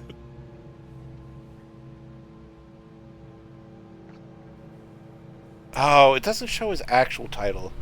His actual name is Barkon the Good Boy. Oh.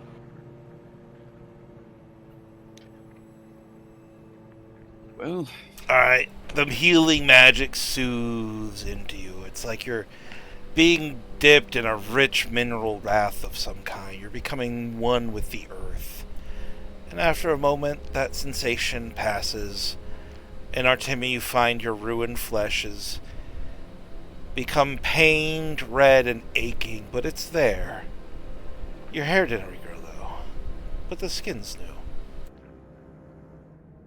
And same with you as well, Zorn.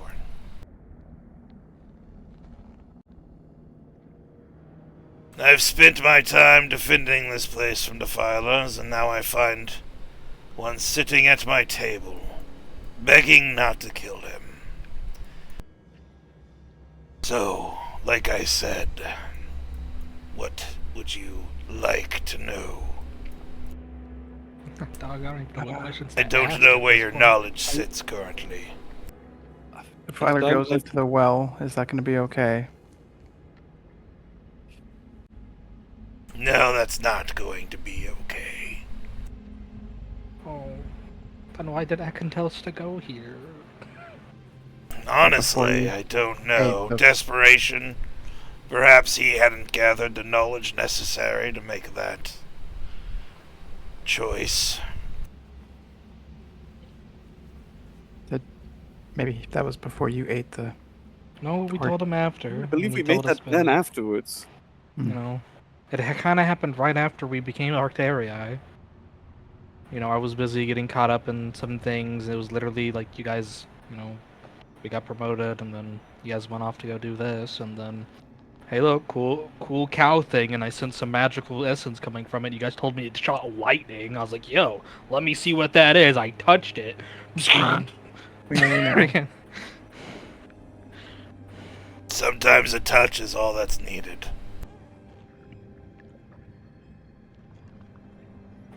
Seemed to be in sync with its power. Maybe that's why. Possibly.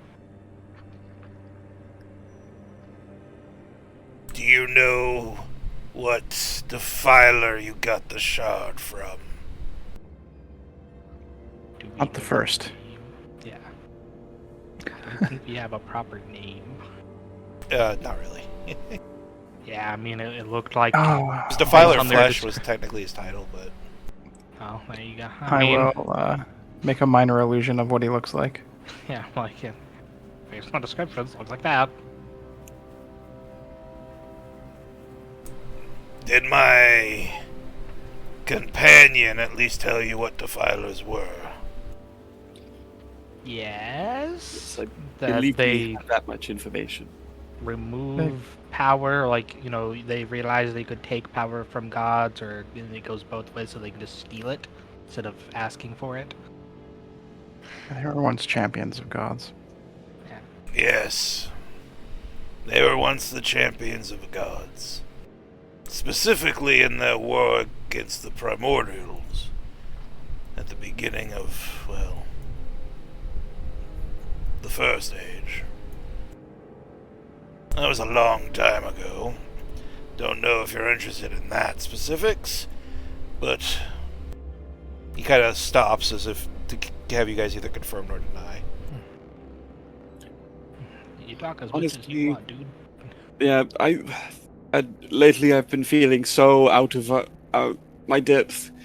I don't even know what questions to ask because I don't know what information I need. Yep. It seems you were kept in the dark. Considerably.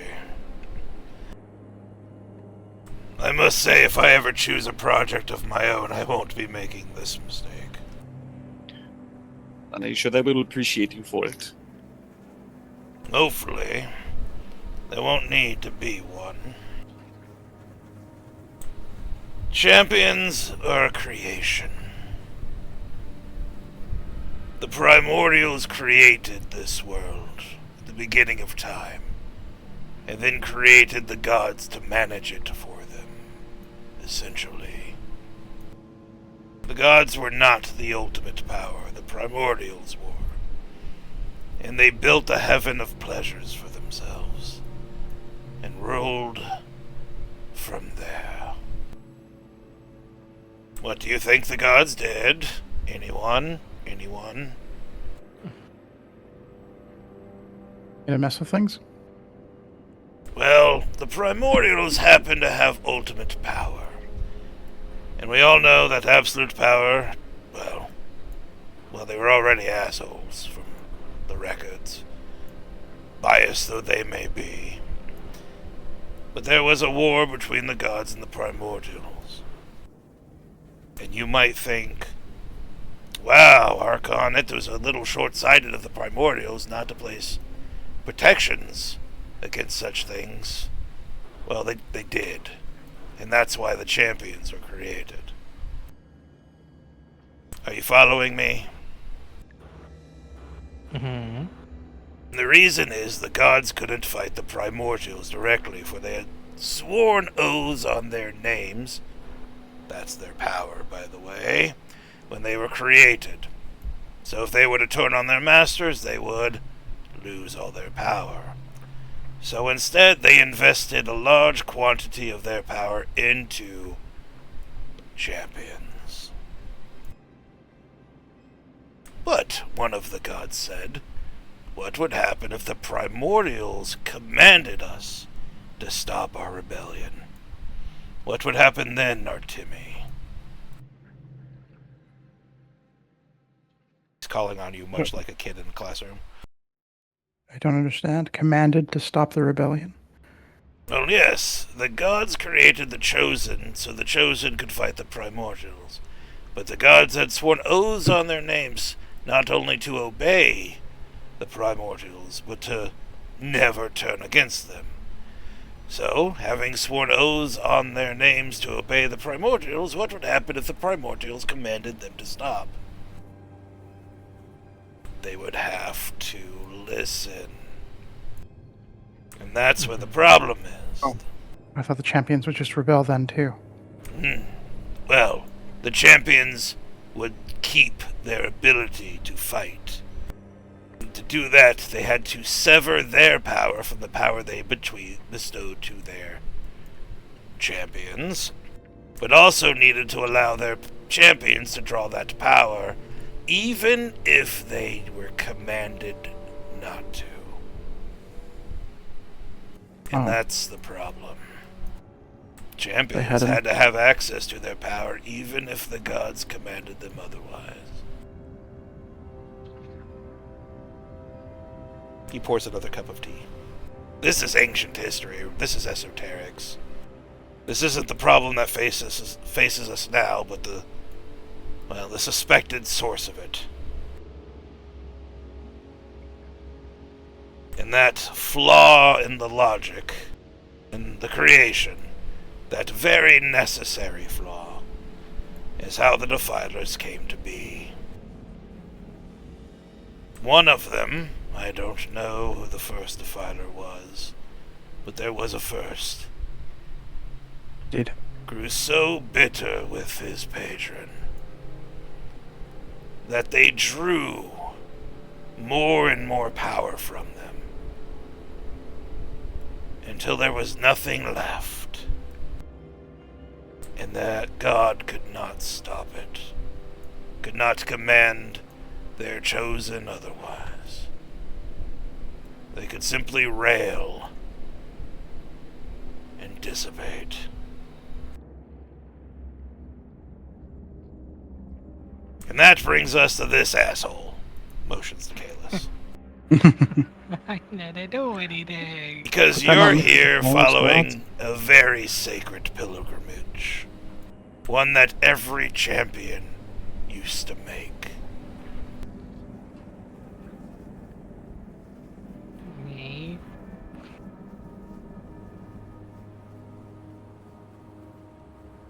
He looks over to Kalis. If you jump through that well, we risk you becoming a champion of your god. And if you become a champion of your god, you could do the same thing the first Defiler did. And there's nothing your Kylos could do to stop you. I would want to do that. And that brings us back to the part where I said it would eat enough of your soul that after time you wouldn't be you anymore. What then? Well, I can't talk about if I'm not me. Exactly. If we can't separate the shard from Kalis without killing him, perhaps we can Purify. kind of keep the corruption at bay in some way? We can't. The only creatures powerful enough to mess with souls are primordials and gods.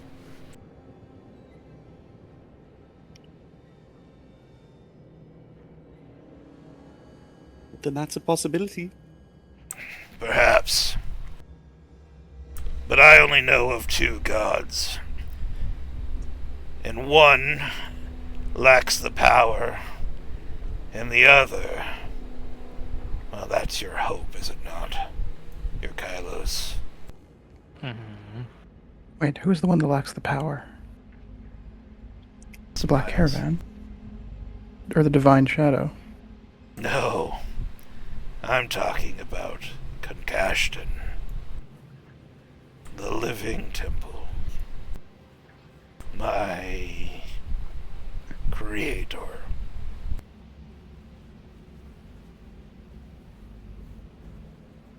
He sips his tea. Your creator. Yes. So we should go to Concashton to... No, he lacks the power? Concashton sacrificed his divinity a long time ago. For reasons only he can tell you. But before he did so, he wrote two inseparable truths unto the will of the universe. One of those I won't tell you. And the second is that none may meet him lest they pass through the Well of Udir.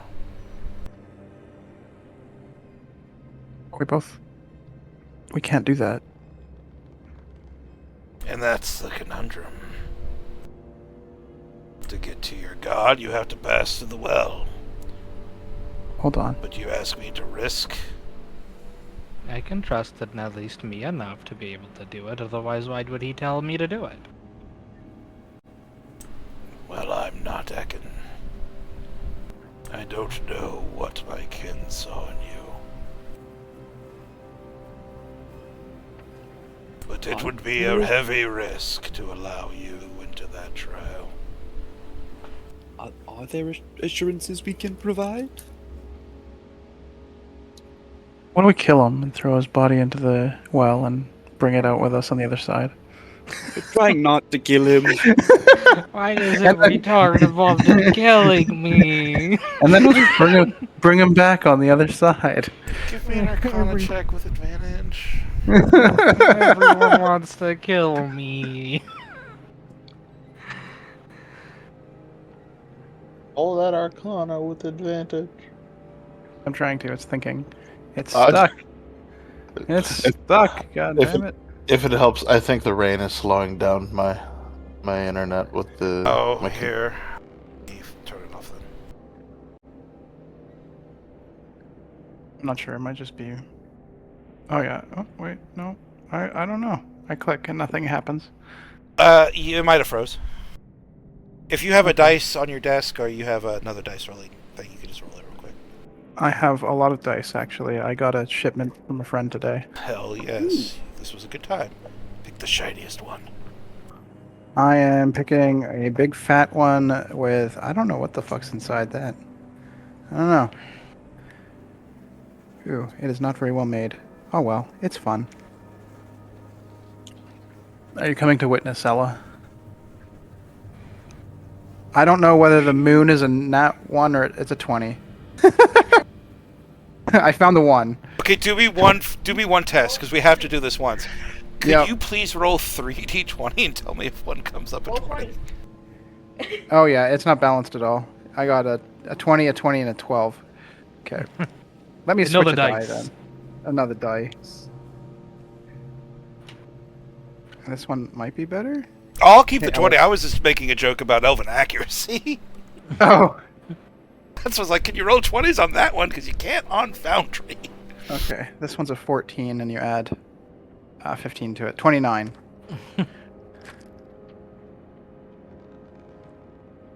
All right. And that 20 would be 35.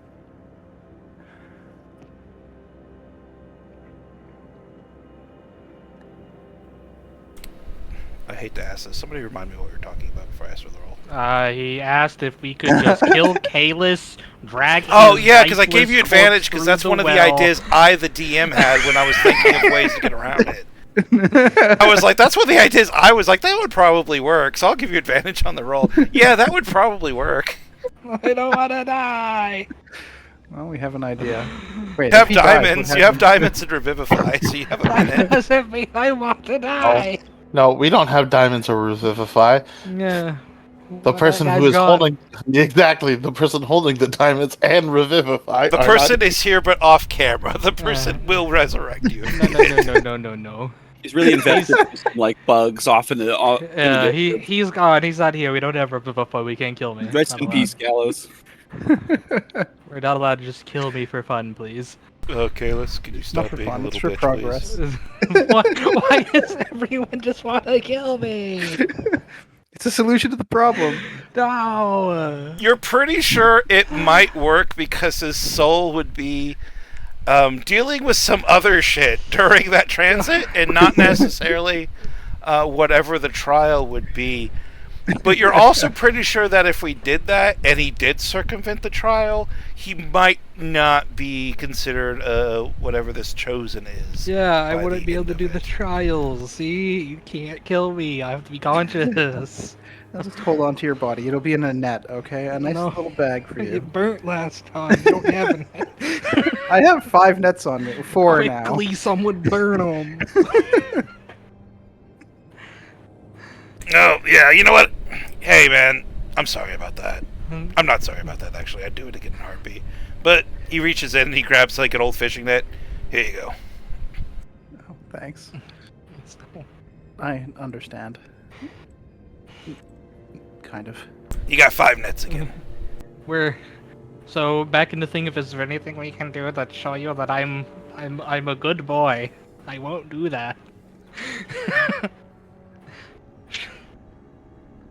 What other solutions do you have in mind for getting through the trial with a defiler? Everybody, make an insight check. Dog, why do we keep making me do insights? I can't read anyone for crap. Because I every reset. time I don't know if there's going to be some bullshit in what I'm about to say, I might as well just call for one. Just to keep us honest. I believe him. 23. It's not necessarily belief. I'm scared of him. There might be other ways, but they would be incredibly risky. The death answer to that question is an intriguing one. I think the defiler would be, well, looks over to Kalis. He would have no consciousness. I'm not even sure he'd be able to interact with the trial itself, let alone contaminate it. But there would be a risk even with his corpse.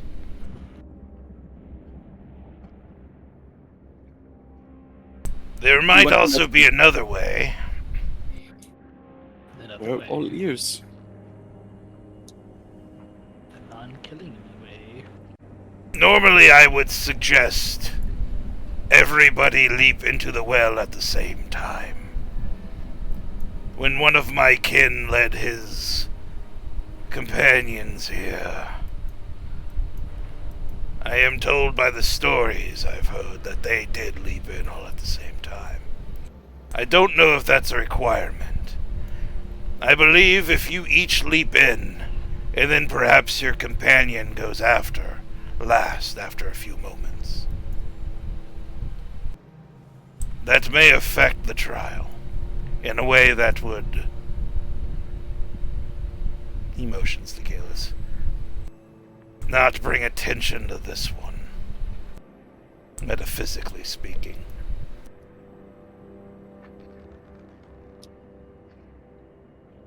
But we're willing to try whatever we can, especially if it doesn't involve killing one of the group here.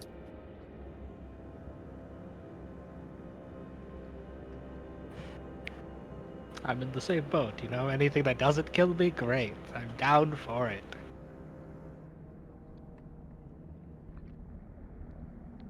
Are you sure you want to be left alone here?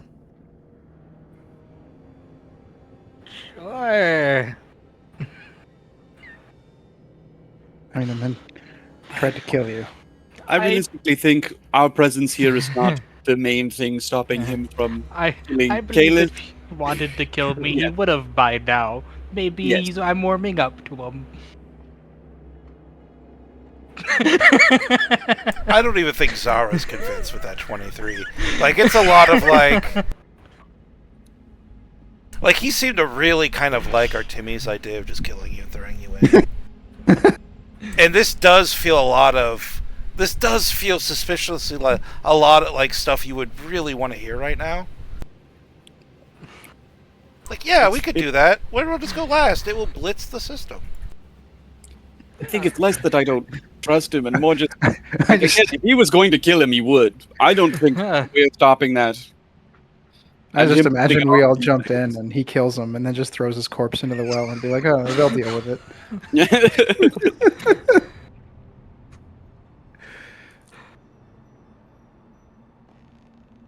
He didn't say no that I didn't warm up to him. You know, I'm getting to him slowly. That's how you do it. That's why you're the adorable little idiot, you know?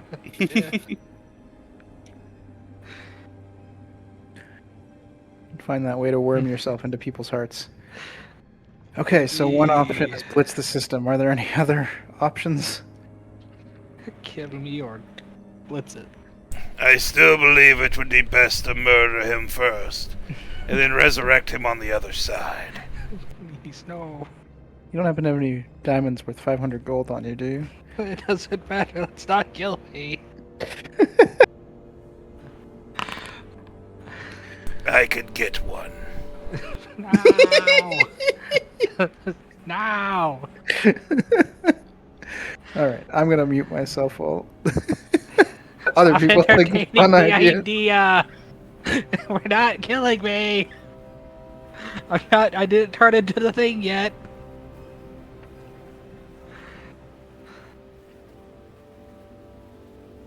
He turns Is to this Kalis. Is this Zara about and time to Zoran. ask about the other curse that's affecting me? Your other curse. That's what you wish to Yeah. ask about? Yeah, I mean, I care more about it. It affects my family more than it affects me. That's why I want to get rid of it.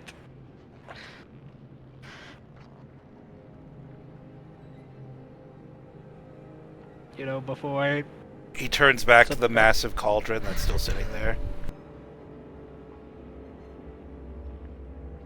what defiler you knows cares about their family still. You know? I will cure your curse.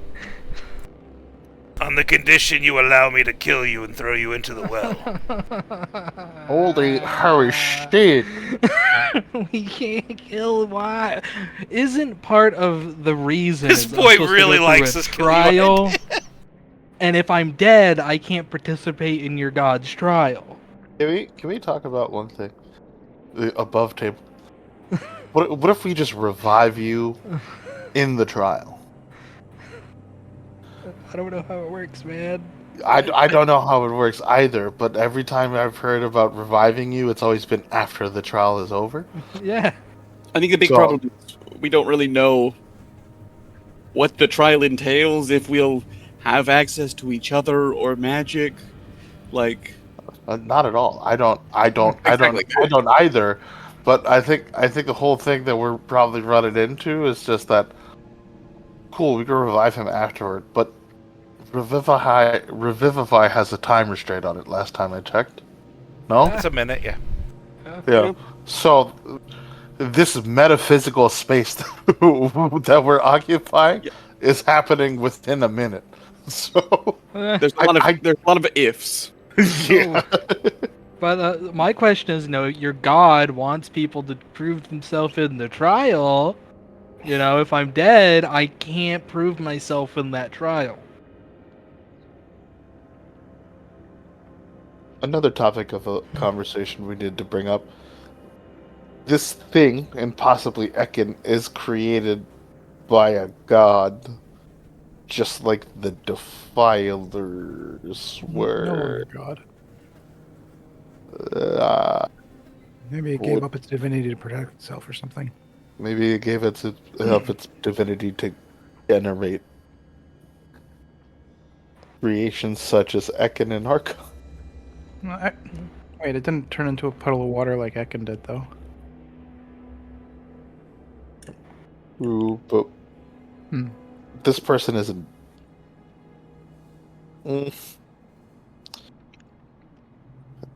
God, me knowing that a puddle of water is a simulacrum is too meta.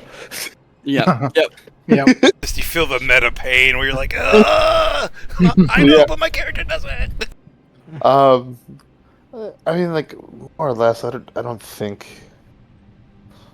I think it's a topic of conversation that we need to approach. That if Ekin, a god, made quote unquote these creations, and that they have power, it wouldn't be unfeasible to think that he gave up his divinity for a greater cause. Maybe he made champions, quote unquote, for the fact that defilers exist.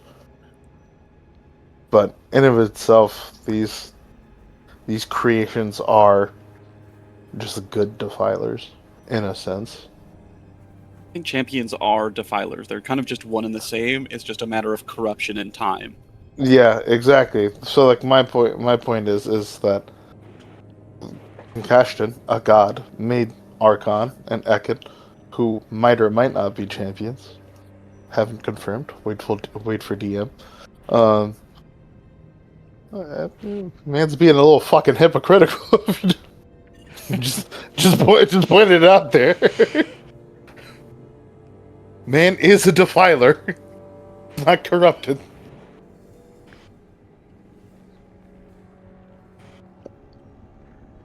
What are you saying? Did Artemi grow?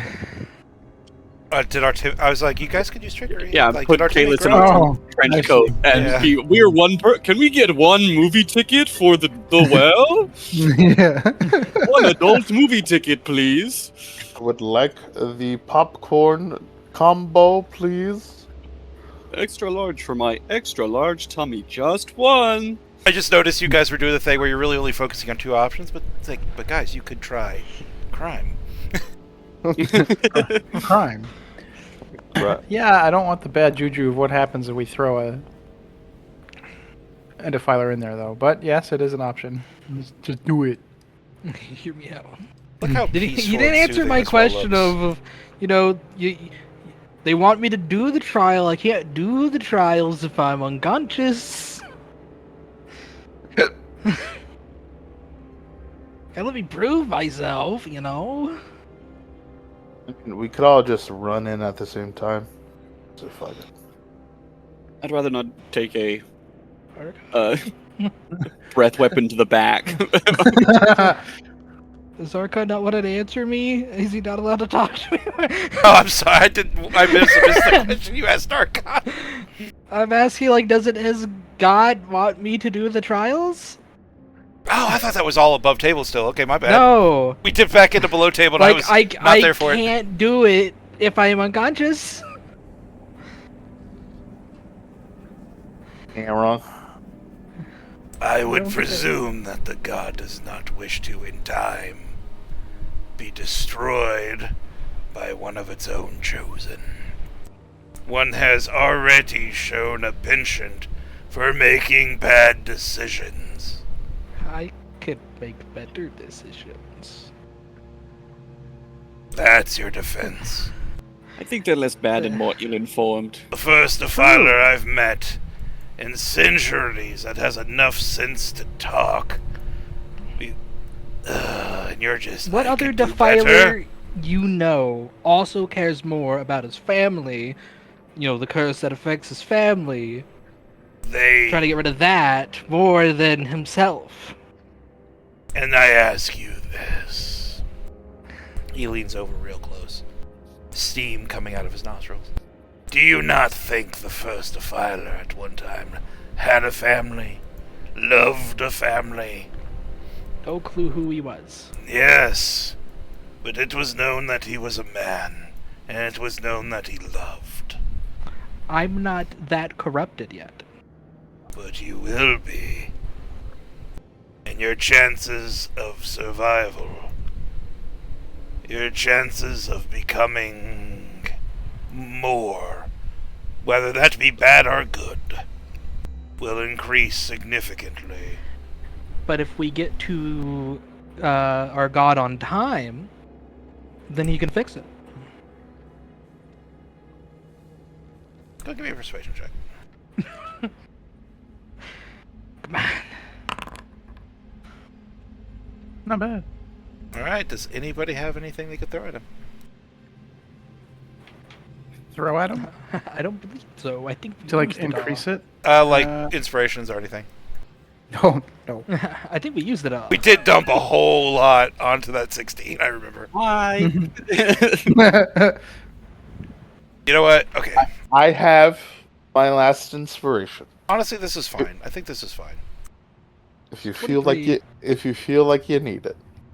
He said it's fine. I trust the DM. DM rolls. Yeah, Not fine. unless the DM says I should use it. DM rolls. It's not fine. I could hex him. Theoretically, the place gets us to where we need to be, and maybe I need to get this out of me. It doesn't work quite like that, from what I'm told. Oh. And my thought was if he needs to dead, then it'll kill him. If anyone could fix you, it could possibly be your god. But I must ask myself that when gods existed in vast quantities, none could seem to cure this defilement. Why do you think your god will succeed, where so many others have failed? He's new? Isn't he Built about different. renewal? Yeah, he's just built different. My thought as well is domain, potentially. I mean, Something if to do you with can, souls, if I'm not mistaken. if it works both ways, theoretically, can I just give him, like, is the power itself corrupted? Can I just give him this?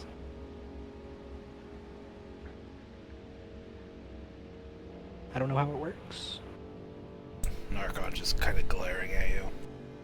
The specifics of defilement were never known so openly, and I presume that they were not known at all.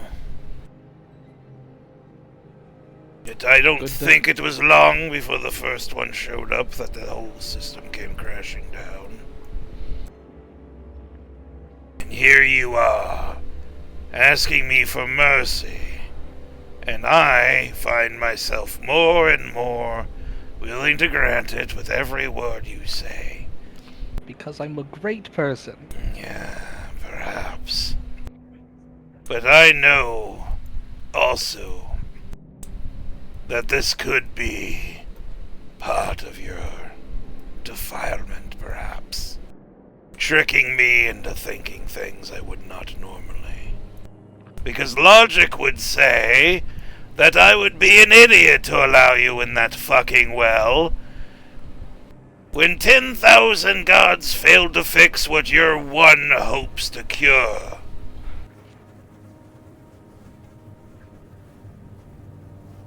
Can I kill you a little bit? You kind of did.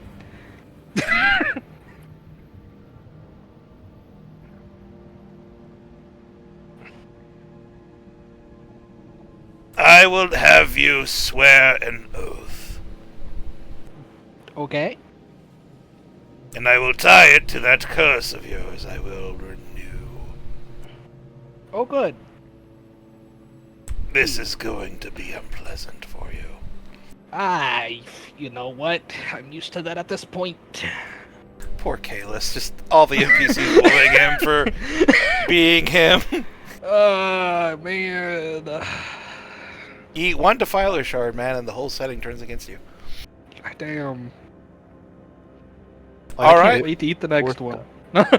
So we'll say with that, Archon is going to spend the next hour and a half just pulling up the most obscure, obscene ingredients out of bags. Like he'll bring up a fishing line and start throwing fish livers, and it's all going in a cauldron, making this thick, soupy, nasty mess that he's going to distill into a potion of such vileness that it will haunt your memories for the rest of your days. And then and only then, when you drink it, will he ask you to repeat the words of his oath. Now, this is going to be a good time to take a nice little 5-minute break, so we could all use the bathroom and get a drink. Drinking questionable liquids? Well, sign me up. Right up your alley! Alright, I'll be right back, guys. I love drinking questionable liquids.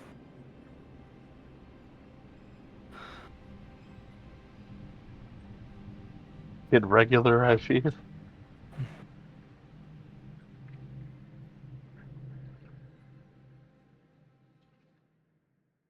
Dog, you find one cool magical rock and everyone fucking hates you.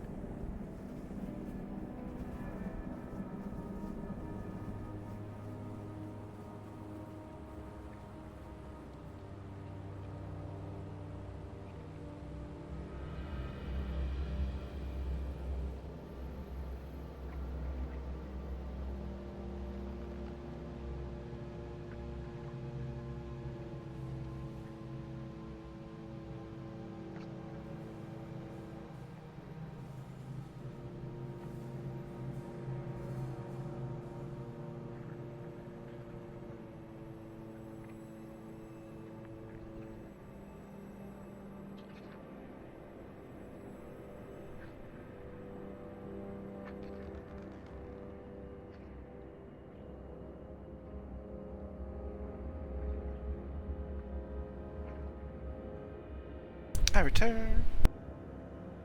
We.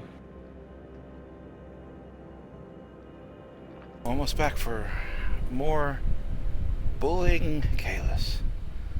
That is our campaign's favorite pastime. Well, yeah, you ate the Defiler shard, man. It's like, to be It's fair, not my fault. Bullying Kalis and making me fucking what's it called? Shipping me in every homosexual endeavor. because that was like a cast-off. Yeah, because comedy comes in threes, man.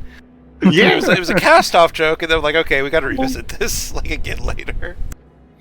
And now it's just randomly you'll have just a dude in on you.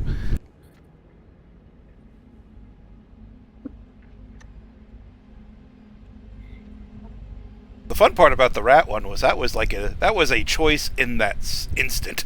I had no plans of doing that to that very moment when it just became a thing. fucking D&D, bro. Yeah, it's like, oh god, you're huge. Hello. That I am. All right, grab some more water. I'll be back.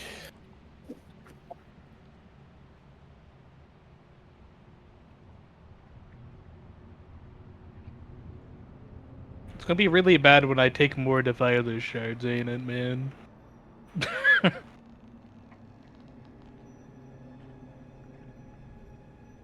It's okay. The good ending's overrated. It's better than everyone else taking them, you know? Imagine multiple people with this. Someone's got to take them. Yeah. You can't just leave a cool rock sitting in a body and me not take it out. This is just Pokemon. It's a rock. It's just Pokemon with divine shards. Yeah. And I'm Eevee. Oh, And every shard has a theme based on what the original god's domains were, so.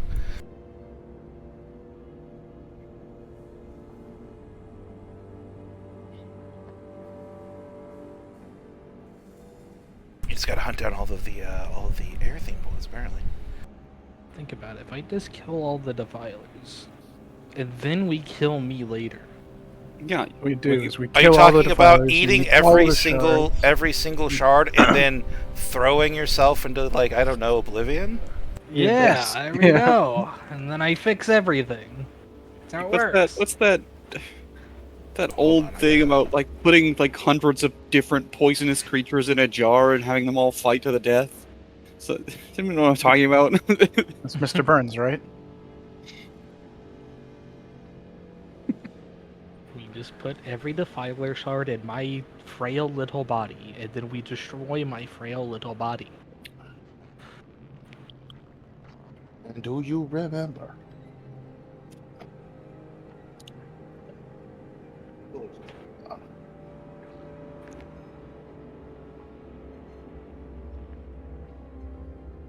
I guess Why? 9:40 I don't like that. PM. I don't like that. Oh, fucking, Yeah. fucking stop it. I don't like that at all. You just need that for a future reference. No. Oh, Alright, are we all back? We're not letting you eat any more Defiler shards. what do you mean? I'm a hungry boy. No, no. And then you fly across the room to him and he absorbs them. There's not much we can do. We can kill him. True. Zoran ties Zoran ties rope and uses the universal glue. Yeah, he Always attached. Perpetual child leash. just Yeah. permanently attach a leash to me. Just, quickly build a noose and then glue it to my neck. Just- Like an unruly 4-year-old at a Walmart.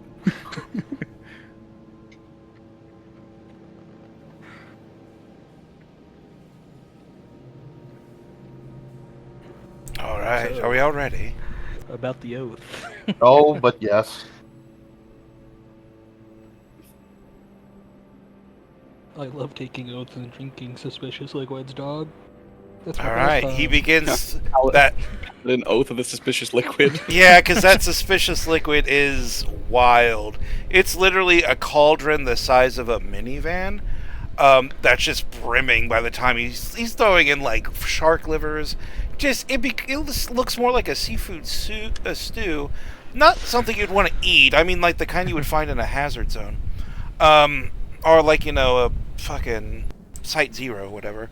But it's god awful, and then he begins this magical process of condensing it and filtering it. Okay, I was wondering. I was like, dog, that's too much liquid. I can't consume that. And then after another like 30, 45 minutes, all of the junk's out, and it's become this very, very clear amber liquid that he begins mixing with some herbs and a mortal and pestle, and after a while it becomes this grassy mess that just smells of fish and fresh cut grass. Mm. All right, Love this is my this. tuna matcha. My magic is based in nature, so my spells tend to take the form of. He gestures. This will target your curse. It will remove its roots from your fate, and it will reattach them to this vow. Alright. You will not speak. I will give you some gist of how we're going to do this. You're going to jump through the well, and this vow is going to assure that if you come out the other side still a defiler, you will be bound to, either through your own hand or through one of your family companions or family. He motions with the thumb across the throat. You're gonna have to die. Because I can't risk you surviving as a defiler with that kind of connection to Kylos. That's the only way you enter that well and me still be alive.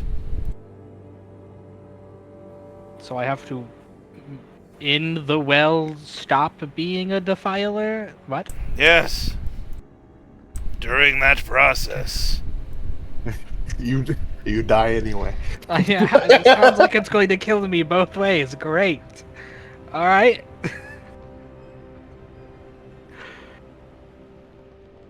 What was concussion the god of again? Murder, who? Just a quick question. Did we get a short rest while that potion was being made? Absolutely, yeah. Okay. Yo, health. Then I'm... Knowing where we're taking a short rest, I am going to use my spell slot to do something that I don't normally do, which is cast a 5th level False Life instead of using the free one. Oh yeah, might as well.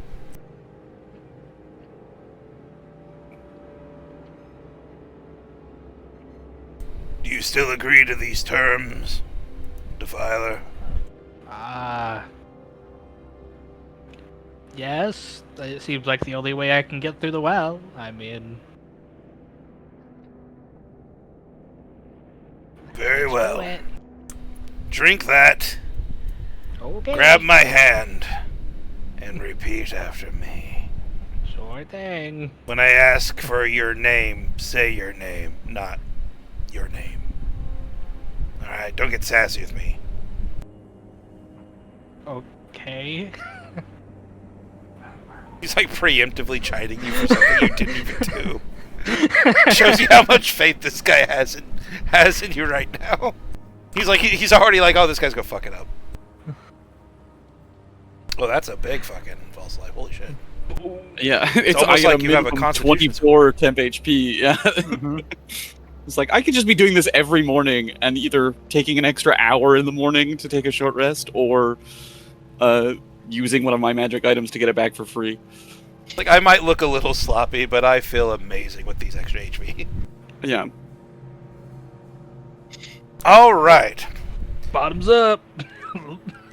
So you drink that fresh cut grass mixed with fish oil. concoction. Gotcha. It tastes like a meal in the worst possible way.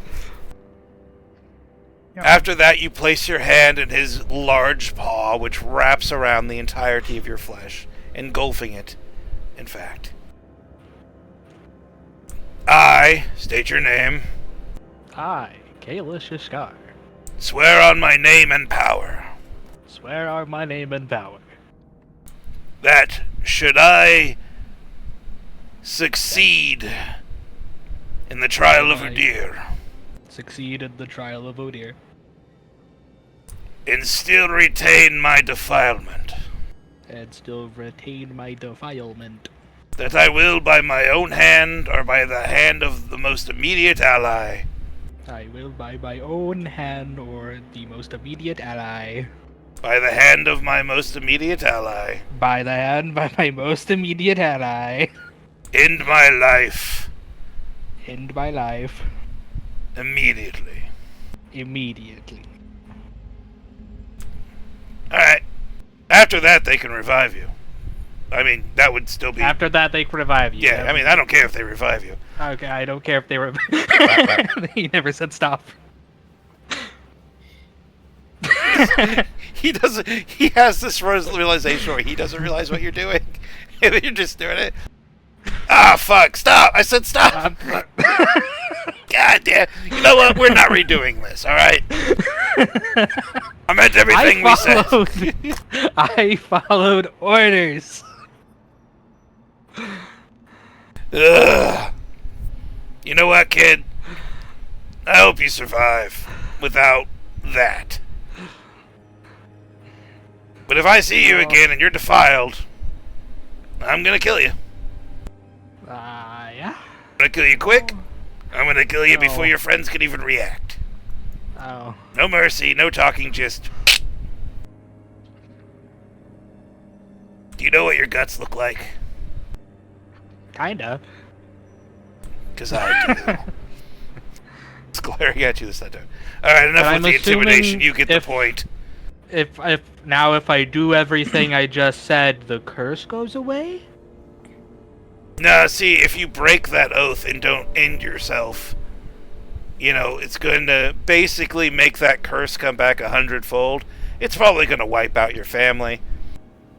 Uh-huh. So that's what sort of about like the insurance method to make sure you don't, you know, get out of What it. about removing the curse, let's just say afterwards? No, once you die after succeeding the trial and that all finishes, the curse will have completed and you'll be out. So I die no matter what is what I'm hearing, because I want curse gone, so I have to die for the curse to be gone? This is called a win-win situation for the both of us. Fucking God. I get to know that in my heart of hearts that you died, and you get to come back a little poorer with the knowledge that you have saved your family from immense suffering through your mortal sacrifice. How noble of you. God dang it. I'm Jesus now.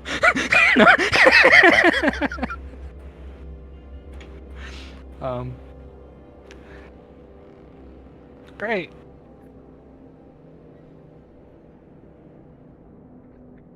Wait a minute, what if I become undefiled mid-trial? Do I still have to die? You know what the word said. I assume so. Great, I'm gonna die. That's nice to know. He looks over to Artemi. Look, make it quick, okay? He doesn't need to suffer. I'll do it myself, I guess. I'm not talking to you, Kalis. Okay, Artemi, just, right in the back. The third lumbar. Yeah, from the back of... Yeah, you No, Yeah, you know the I gotta- spot. I have to do it myself. Alright, I have a dagger. Oh, let me do it. I'll speak with him while it happens too. No, just let me kill me. Alright. Against my better judgment, I won't stop you from entering the well. Okay.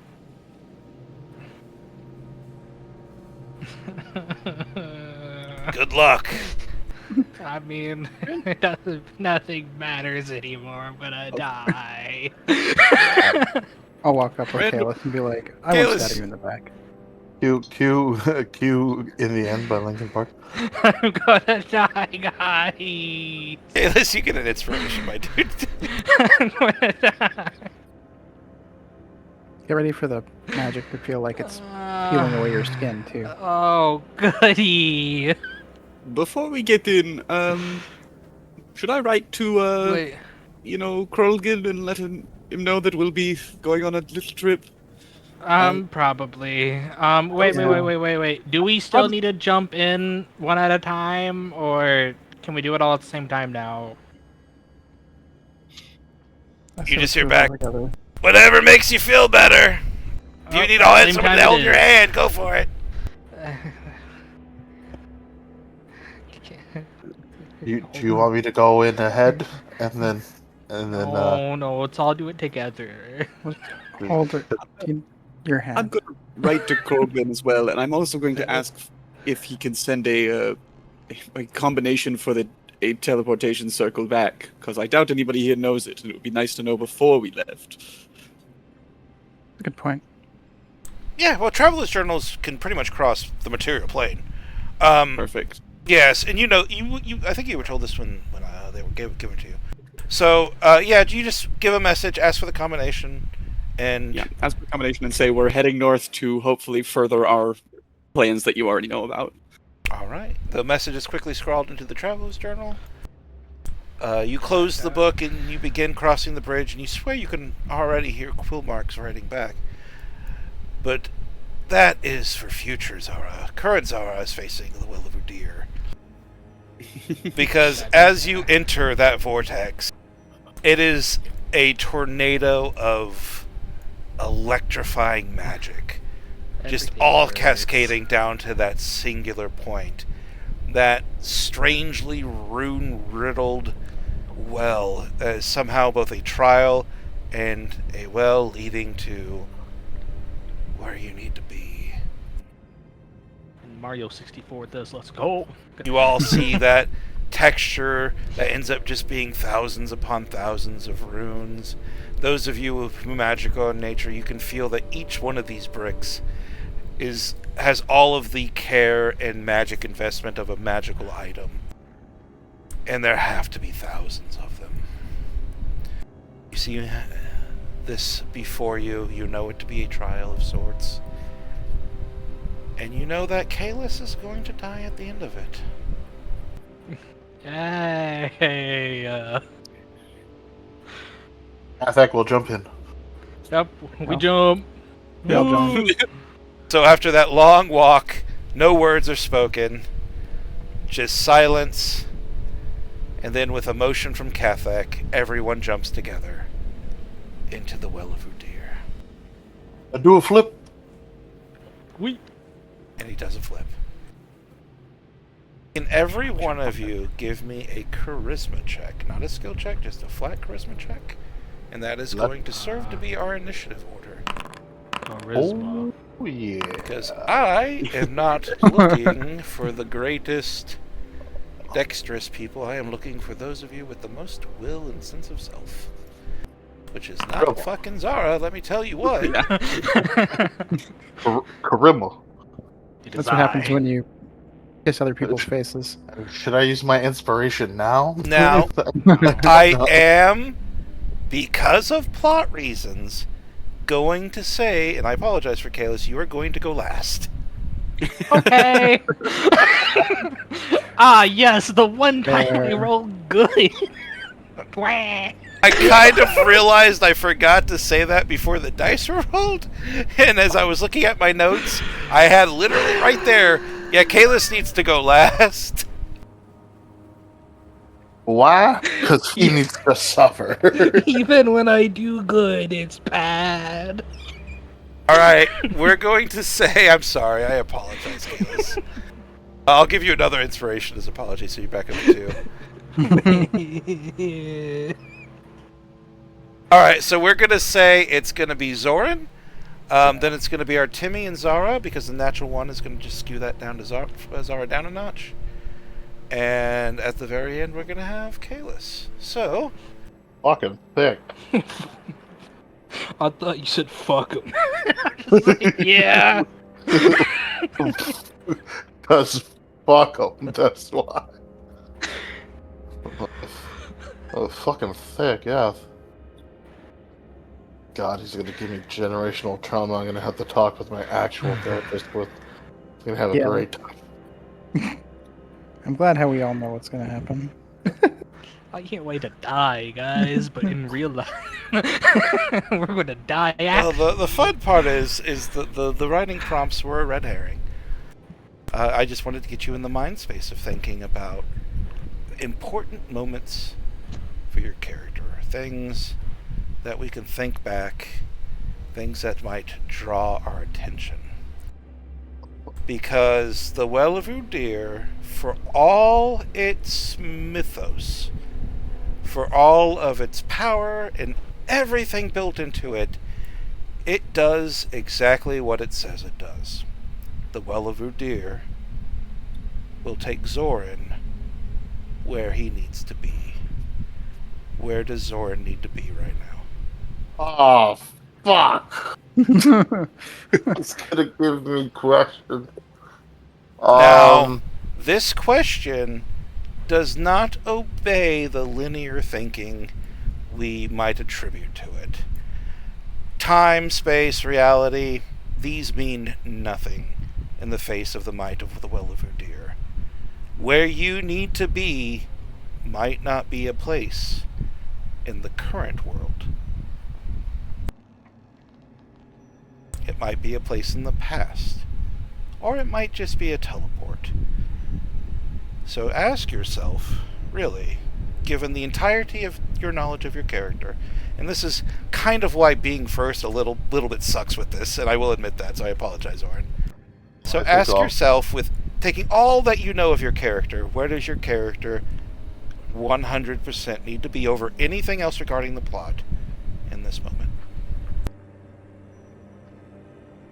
Well, the last place he needs to be is Drakensar.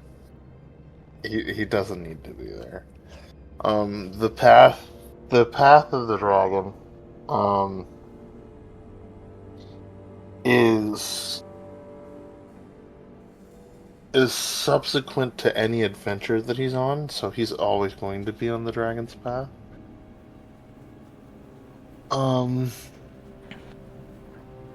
Where does he need to be?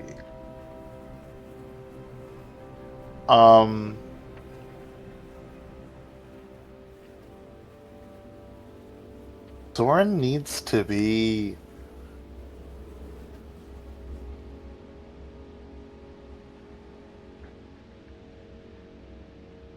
Zoran needs to be searching for answers. Answers of where he came from, his origin, whether or not that intertwines with meeting with Kylos or not. I think he needs to be sure. I know that's not our location, but he needs to be in the truth of it all. Alright. Now, real quick, just do me a real favor. Could we condense that to a sentence just to help me out a little bit? Because I got you. there was a lot of like thought. Yeah. Zoran needs to be searching for his origin. Okay.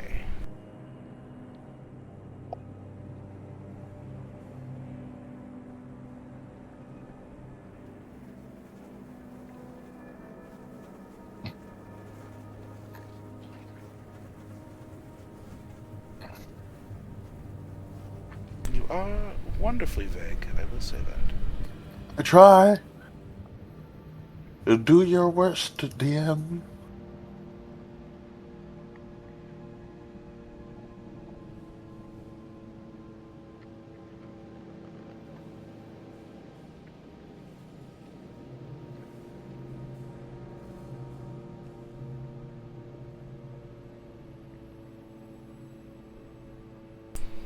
2 minutes to think of this one.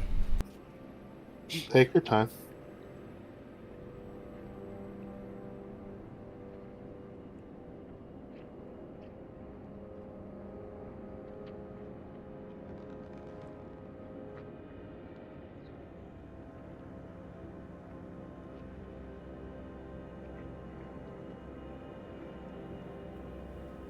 Alright, we'll take you back to your past then. Because you need to know about your origins. And where better to learn about one's origins than in their past? Past that you know deceitfully little about. But you did declare you don't want to go back to Dragonsar. So we're going to override that, because clearly you have to go back to Dragonsar, because your backstory takes you no place but Dragonsar.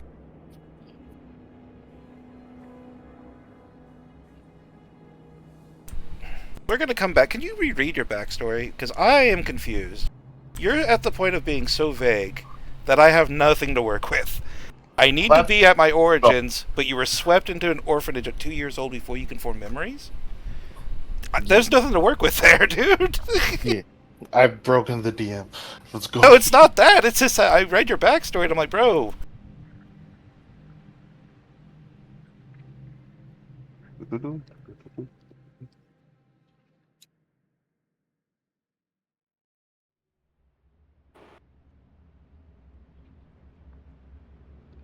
So we're going to go and skip over you, and we're going to go to our Timmy. Just take a moment to go over your backstory, because that's all the info I have access to.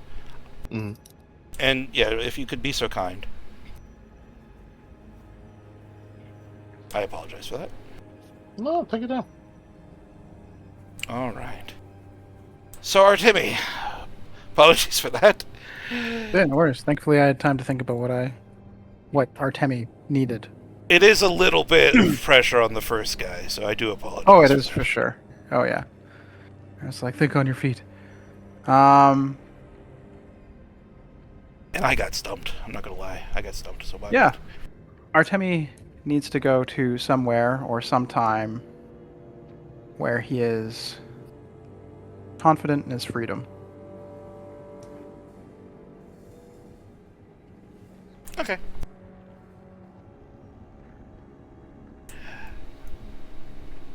You wake up on a cold stone floor. And it's not the pleasant kind of wake. Nobody is waking you physically. It is just the incessant cries coming from the other room. The cries that have been tormenting you for months now. You're young. How old were you at this point in your life, do you think, before the bad stuff happened with Brightwater? 5. So 5 is a good age. So these are some of your earliest memories now. Yep. And they're swimming through your mind even as your current consciousness is the one interacting with them. So you are Timmy in the present, are in the driver's seat now, but you're piloting, so to speak, a 5-year-old you. Just awaken on a cold stone floor. The crying of... is that a sibling? The memory dances on the edge of your recollection before fading. You sit there uncertain. Is this a dream? Is everything going to fade in a few moments? How does Artemi spend his first few moments as a 5-year-old child on a cold stone floor? And a crying baby in the other room? I'll kind of roll to my side and kind of look around. Sit up. Crisscross applesauce. Grate my teeth at the crying of the baby. Is there like a door? There are 2 doors. Okay. Ever since this crying creature, you're pretty sure, It's not related to you, despite what your parents keep saying. It can't be. Can't possibly. You were never this annoying. But this crying creature has been waking you up for months, and there are 2 doors. Because you don't get to sleep in your room anymore. Your room has been devoured, conquered by this strange crying presence that has taken your peace from you. You also have the front door, because you've been sleeping essentially in basically the living room of your parents' meager household. You're on a straw mat that you've rolled off of onto the cold floor. You're getting your bearings. And you know for the past couple of weeks, every time you've been annoyed, you've snuck out of the house. And you've run to meet your friends to steal candy from the local merchants. Because even as a child, you were a bastard. Thief, as it were. Also, if I improv any of this backstory and you disagree with it, feel free to just chime in. That's fine. And I have no memory of this. I'm just I'm living it right now. This is a memory that maybe there are fragments of recollection dancing on your brain. Like you might recognize a sound. You definitely recognize the crying. But you don't remember that crying coming from a sibling, perhaps, but now you know that it is. This is strange. Like, you're living this not the first time, but it's new to you. Because these were your earliest memories. I'll go to the door with the crying coming from it and creak it open just a little bit, just to look inside. Because I'm now... Yeah, what the fuck is going on? You open the door.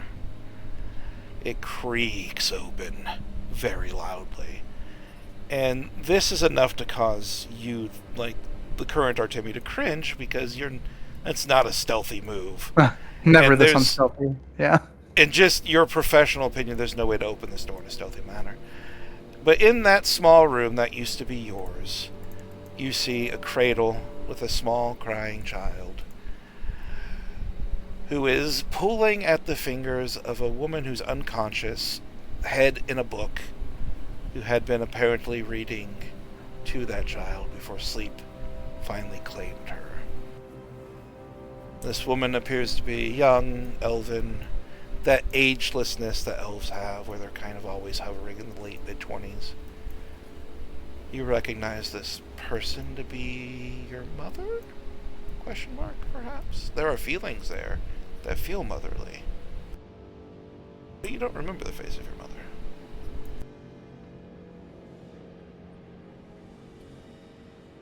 Gonna kind of try to quietly go to her. I could probably use the cries of my sibling, this creature, This as a thing. cover. Do so easily, the pitter-patter of your small feet are nothing in the wake of your siblings' cries. You stand before your mother, and she lays, drooling on a book, packed tight with elven script. It's not a novel, it's a journal. I will take a moment to study this woman and try to piece together fragments in my mind, and if that does not work, I will just start just memorizing her features. After doing that, I'll kind of like peek over at the journal, and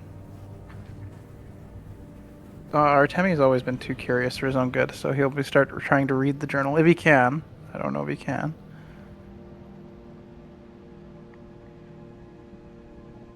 So, there's a couple of things. You commit her face to memory, already kind of in the back of your more modern mind, thinking of ways you could perhaps conjure this image with your illusion spells, as you are so apt to do. And then you peek over and you start reading over your sleeping mother's shoulders, as it were, what little bits of the journal you can see. And you start reading. It's in Elven. And at this age, you're finding that you can read it with the acuity of a 5-year-old who this is their primary language. So you know this is the language, Elven was the language you were at least raised with initially. So that's an interesting fact. And what you find isn't the journal entries one would expect. She is apparently taking just poems of heroes of old, and she's rewriting them so you and your sibling are the main characters. And then she's singing them to your little sibling to put them to sleep at night. Aw. Not working, though. Little beast. All the things that mother is doing for this creature, and still it screams. I'll peek over the edge of the crib and try to look at the child. Yeah, it's this mewling, not even a year old, elven babe. Its ears just starting to develop its first little points. Just a handful of years younger than you, barely a blink in the lives of elves. There's a dark thought that dances at the back of your head. Yep. I don't need to explain what that is. Nope. I'll try to... Is there any feelings that are coming up as I look at this crying babe? Your feelings in this moment as they were are nothing but contempt. This has been a creature that has just caused you annoyance and pain and has taken from you. But there's enough of you, you're here now, and the adult Artemi knows that looking at it through an adult perspective, it's wildly different now that you're standing here. And those thoughts, those first memories of this crying child haunting you is, well, you're looking at this sickly thing. And it's not crying out of maliceness, it's a sick child. They cry. You're not in the best household. You probably don't have the money to really afford the medicine for this child to not cry as much as it does. You have to go out with your friends to steal candy. Friends who are probably waiting on you now.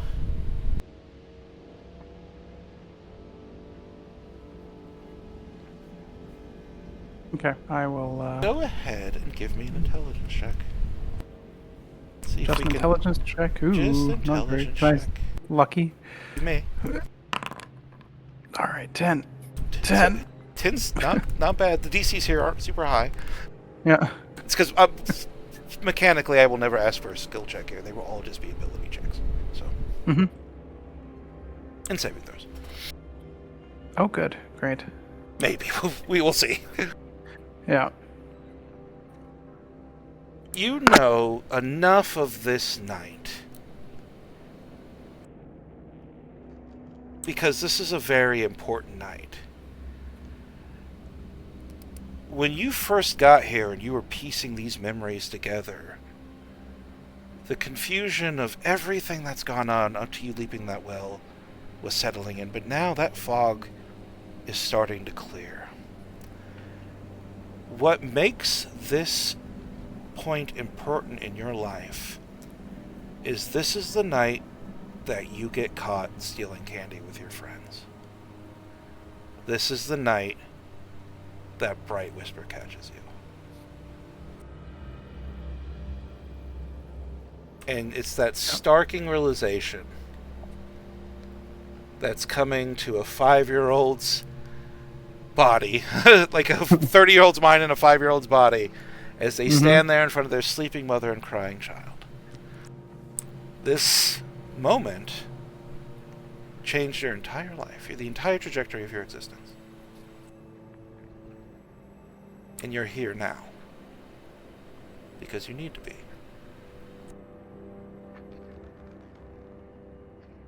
We're going to move on to Zara. We're going to end that on a cliffhanger. Yep. Love it. Zara, you've had some time. I'm going to give Sandy, if that's okay, the opportunity to jump back in because we did skip over. Yeah.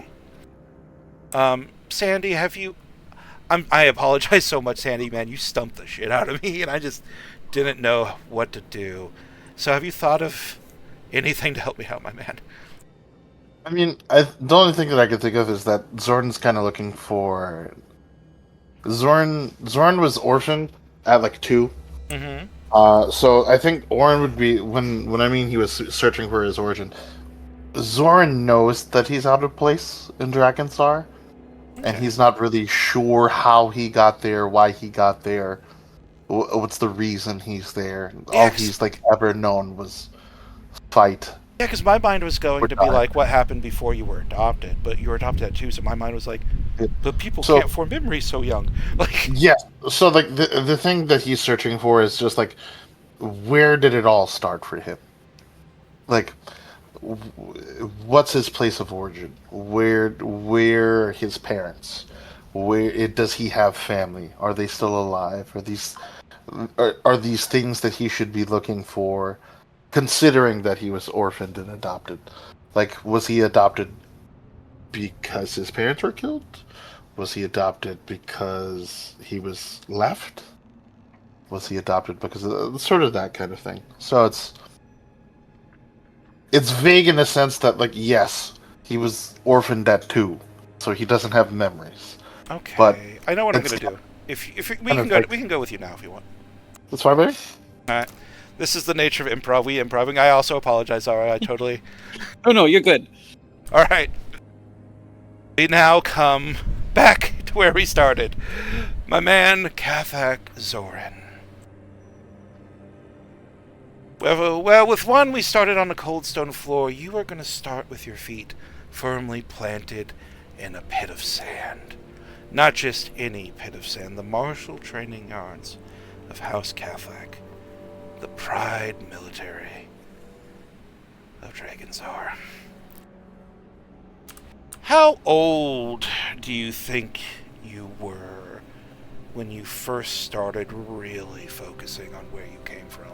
When you were tired of the stories of you were adopted? When you started to pick at the frayed edges of this tapestry, as it were? Probably at 9 years old. Cool, you're 9. You stand, your feet planted firmly in the training grounds of House Kathak. Large sand-covered arena full of drilling young nobility. This is not just a martial training ground. This is where House Kathak sends their best. And it is in this yard that you find yourself fighting one of your very rapidly developing complicated relationships, we will say. Because the feelings you have for Regara Alyssa through the years, you've known this young lady pretty much the entire time you've been here, correct? She was one of your first and greatest friends. We all know how that ends, and by we all, just you and me. But we're not focusing on that. We're focusing on 9-year-old Alyssa, who is currently kicking your ass.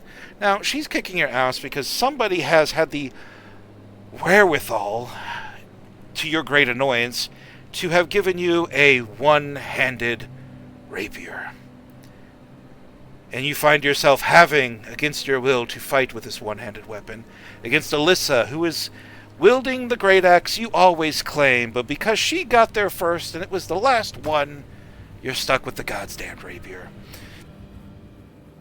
And as she pummels into you, talking shit,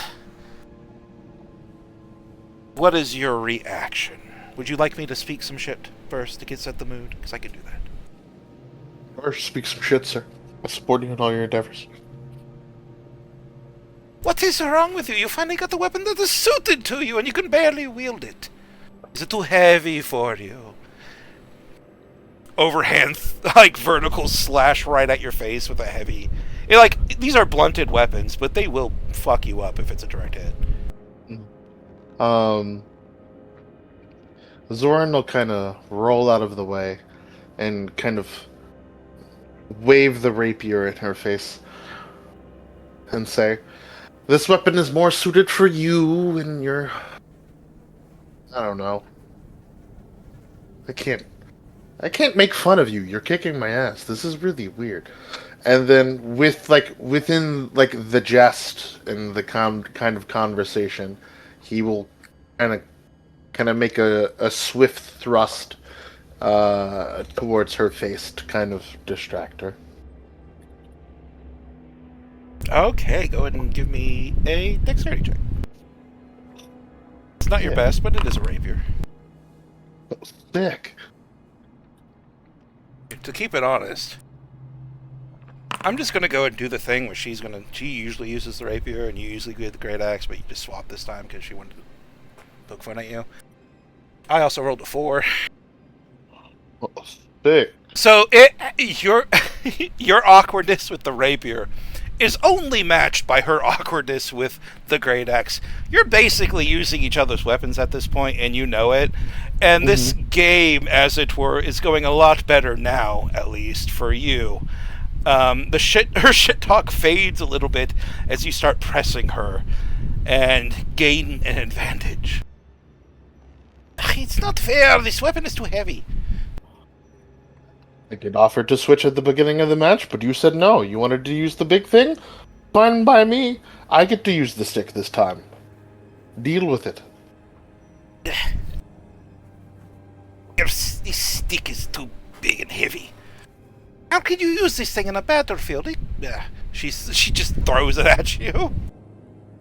I'll throw the rapier at her, and then I'll catch the axe. Right. Real quick, just because of hilarity, go ahead and make a whatever attribute check you think would cover catching the axe. Catching the axe. So let's go. Should I do sleight of hand? That's not a skill. It's just gonna be an attribute. Attribute? Yeah, we're just rolling. We just be rolling attributes here. Oh yeah. Basically, you throw the rapier at her right as she throws the axe, and you just kind of reach up and catch it in the air. Now, it is a pretty heavy blunted weapon, so it rocks your back, like on your back foot for just a split second, but you're immediately back in an attack position. She tries to catch the rapier, fails. Luckily, it's blunted because she catches it by almost by the point, and kind of flips it around and it drops to the floor, and she quickly picks it up. But you look way cooler than she does, and she just kind of wilts. That is not fair. Why are you so good at this? Training since 4 years old. Kind of all I've known. Alright. At this point, you kind of notice, and by kind of you definitely notice, you notice that people are watching you from the stands. There's always people who come and watch the games, but lately you found that because it's always people from House Catholic, right? But lately you found there's been a couple of strangers you don't recognize. Now, House Catholic's huge, there's thousands of members of it. But there's a certain presence that most people in House Catholic have that you've come to recognize over the years. This person reminds you more of Artemi. Shadowy, shady, definitely gonna stab you in the back. Somebody you would not trust a small child with. Just complete... He's muted, by the way, which is why I keep going on about this. But jokes aside, he's just a very shadowy, kind of like scummy person, right? Who's just staring at you the entire time. And they've been doing this for a few days. And you've asked around and nobody knows who this is, but they do have clearance to come here. Mm-hmm. So they have some notice of import, from what I know. Or renown, at least. Some sort of... Or they're doing crime. notoriousness. They're doing crime so openly is insane. Zoran will get distracted so distracted so that he stops paying attention to the bout that he's in, and kind of meets this person's gaze. He's noticed it, he's let it rock for a little bit, but now it's become... Artemi, I was there, even then. Kind of noticed that, like, I'm no longer letting this person just stare at me unnoticed. I want them to know that I'm kind of looking at them now. Potentially risking my bodily health by a... This enshadowed person turns towards you. And they look like nobody. There's a quality to their face that is almost the perfect mean for just dragons are in general. A face that would blend into a crowd in an instant. Like almost a face designed to be forgettable is the face that meets you coming down from this person. So fact that even at your young age, there's a lot of magic in Dragons, right? A lot of dragons, a lot of bullshit.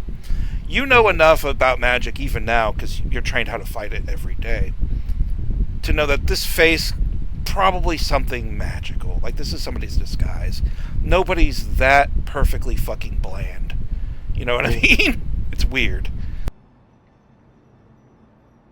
And when this perfectly bland person meets your gaze, they stand up and they give you a little bow. The bow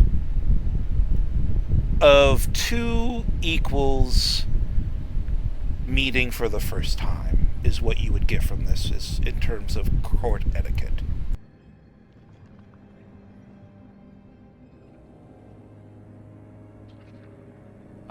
Zoran's gonna kind of acknowledge it with a head nod himself. As this happens, the rapier slips underneath your arm because you've been distracted, but you've been kind of like that half-ass. I'm distracted, but still guarding. But you're distracted, so the rapier comes up underneath your guard, slams into your cheek, drawing a bit of blood. It is blunted, so it mostly just hurts. It just draws your attention back to Alyssa, who's, I got you! The match is mine! You always fought for that trick. Zoran kind of will shake his head. You have a terrible memory in that moment, because it's exactly this trick that won you the fight that mattered so many years later, and you can't help but think of that in this moment, even in the moment as you are. Mm-hmm.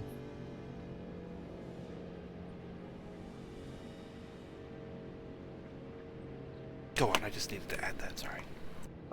Zoran's gonna kind of like nod and like admit defeat and kind of see if that person is still there.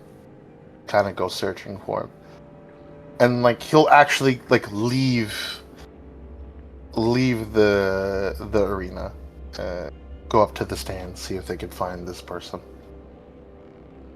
So as you turn your attention from Alyssa and turn back to the sands, you can see that the person has got up and has walked away, but you can see them descending down the steps, from the seats down into the actual arena below, complex below. So you know where they're going. I follow. I presume are you following at great speed or at great subtlety? With haste, but not in so much of a haste that'll cause like people to draw attention to me. All right. Well, go ahead and just give me a dexterity check, please. You got it. We are rolling a little bit more dice in this one, but 17's good. You follow his footsteps. You find yourself quickly in the stands, just hopping a few short walls. You're young, you're athletic, you're 9. You're an anime protagonist at this age, basically. And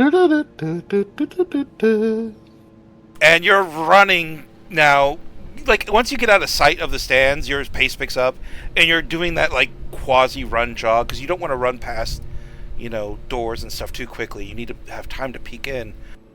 And it doesn't take you long. About a minute and a half after you descend the complex, and as you're heading towards the main exit from the arena, you see this very bland person leaning up against a wall next to an armory full of just blunted weapons, and he is looking at what looks to be a deck of cards.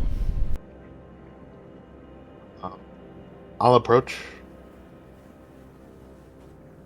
Can I help you, stranger? The gentleman looks over. Those perfectly bland features meeting yours. You're bleeding. It happens often. It's no concern. I ask again, can I help you? He holds out a handkerchief. Fix it. Catholic will take it, and brush off the blood. Never let Thank them you. bleed you, boy. It's worth too much. Kinda hard when I've been beaten every day. And why would you care? Because you have potential. You have a lot of potential for an adopted child. A bloodless commoner? He asks, a definite question mark, as if he's fishing for your origin.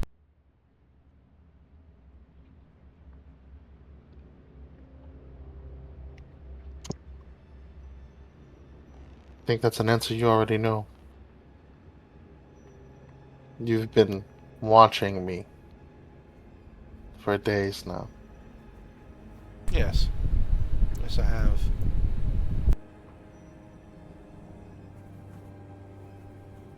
Besides potential, do you see anything else? Do you know anything else? You're more than what they think you are, and you can be more again.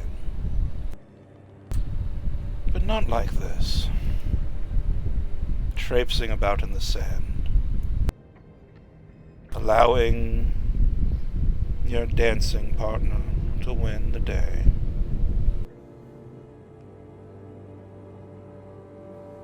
Are you happy here, Zorn? For the most part. I'm fed. There's a bed. Solani cares for me.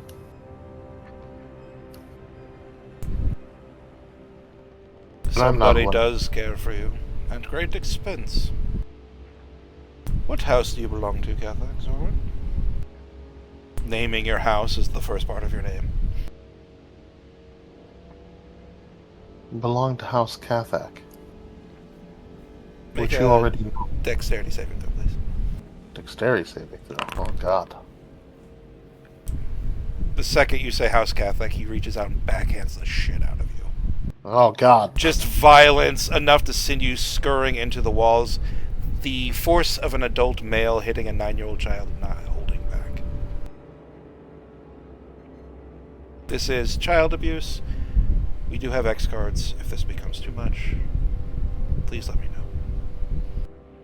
You're good. Well, it's also Zorn, the other people watching as well. You're good on me. Across anybody's lines.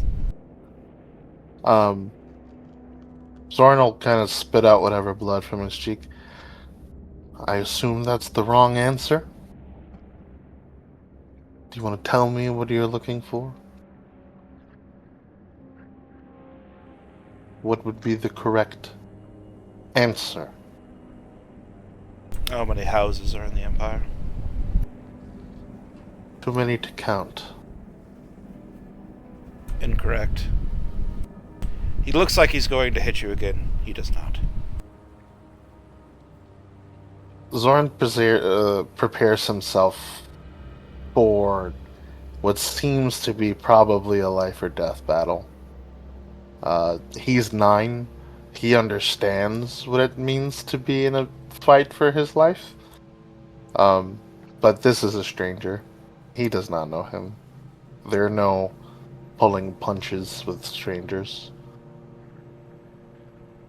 Zorn's gonna shout, I belong to House Cathak.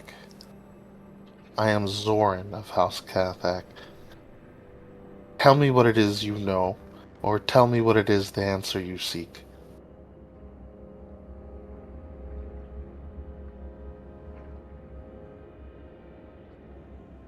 He thinks for a moment. The will is there, as is the pride. I apologize for hitting you. I went too far. You are a member of House Catholic, after all. It is uncouth to assault you.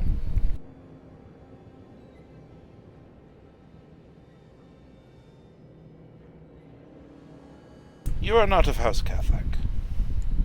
You are not of House Sessus, Ledal, Rogar, or Nullans, nor of your Sinus. How many houses does that leave left? It leaves 4. You would know this. I'd answer. It leaves 4. 4 houses. And this is where the DM kind of sets you up, because he immediately goes, that is incorrect. You've been taught there's 4 more, but he's telling you what you've been taught is a lie, basically. There are 5 other houses. Cathag Zoran.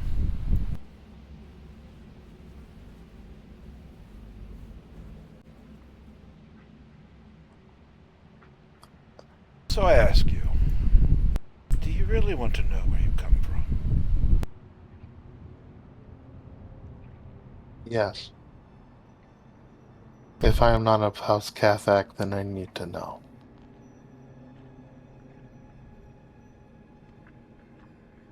Good. He holds out a hand. My name is Vega.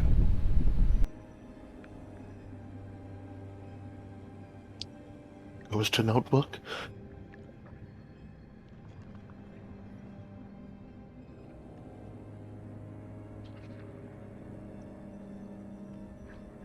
Pleasure to meet you, Vega. Do you shake his Do hand? you belong? I do. He shakes your hand firmly and lets go. Sometime between now and the end of the year, you may punch me once in recompense. You do not need to declare it, but only once. And with that, he'll walk away. And that'll bring us to Zara. More info. Let's go. Yes. This also may go into next session too. I don't know if we'll have time to do all of them because we're going to be jumping. Oh man, we should totally just leave Kalis on a cliffhanger. Kalis is going last, so I don't know. Exactly. Alright, Zara. Yeah, Where in time and space and everything in between does your character need to be the most needed thing, as it were? I think Zara needs to be somewhere simple, where she's not trying to bring back a god or unaxe her dad, or her childhood best friend isn't trying to kill her. Just, she needs something simple. Okay. You delve into the Will of Radiance. It all fades to black. You close your eyes and descend into that unknown. And you feel warmth.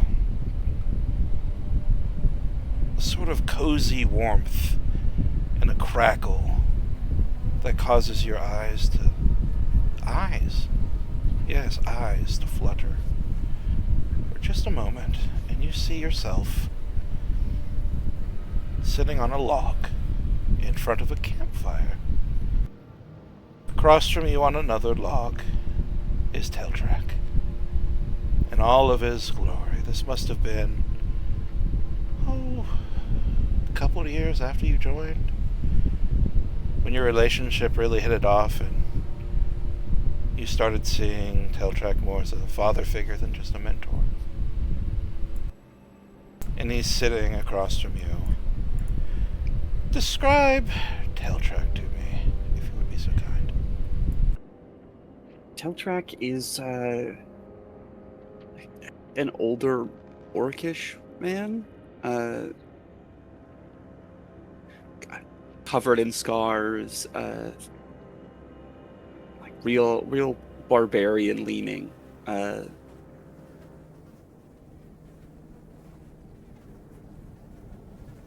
Large great sword at the ready.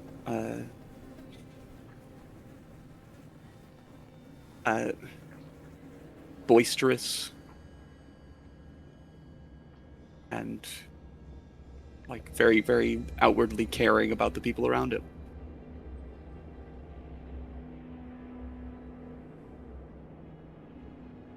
Zara, why haven't you drank anything today? We've been trying to pour ale down your gullet for an hour, but you keep moping by the fire. Just not feeling it today. Not feeling it. No. You're new to it all, Zara. Is this the malaise of the depressed, or is this the malaise of the haunted?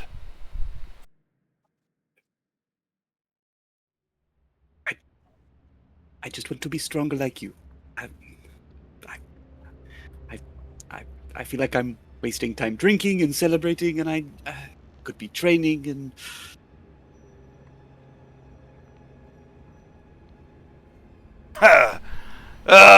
Is that it? I've been worrying that you may have, I don't know, had a real problem. He kind of scoots down a log a little bit to be close with you. Not saying that it's not a real problem, but, I was thinking for days that, maybe you'd done something weird like fallen in love or... What? No, no. You were plucking flowers apart yesterday. Zara, what was I supposed to think? And why? But you know how many of my mercenaries pluck flowers, Zara? No. Just you. What would be so bad if maybe that had happened? Zara. Every mercenary, every warrior. Honestly, I wouldn't be surprised if just everybody in general doesn't have this conversation with themselves on some occasion. He takes the toy that he's been whittling, a little teddy bear that's holding a greatsword that he hasn't quite finished yet. You see, here's the thing, Zara.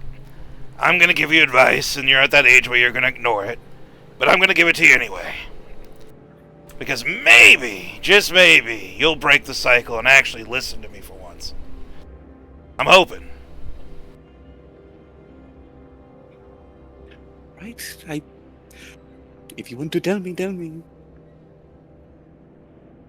The bonds we make with our brothers and sisters are going to be stronger in the end than the muscles on our arms, Zara. Yes, but you can't protect those bonds without muscles. Yes, and the muscles are there. Don't force yourself to be a tree, Zara. You're a rosebush. Be a rosebush. I don't know. Being a tree seems nice. I'm a tree. I'm thick. I'm stout. Look how many axes I've taken, and he just kind of motions to his face, which is definitely crisscrossed with scars. And you're still going twice as strong. Zara, that's not what I want you to be. I want you to be smarter than me. Come on, girl. What do I always tell you? What's the first thing you do when someone attacks you? I don't know. You're gonna tell me anyway. Stay safe. I really gotta write this down. Maybe tattoo it on your eyelids. Get out of the way. Don't take hits like me, Zara. Just get out of the way. You'll find life so much easier if you just sidestep. Guess you're right. And that's what you're built for. Look, keep a distance. You'd be good with a spear, maybe a net, maybe a whip.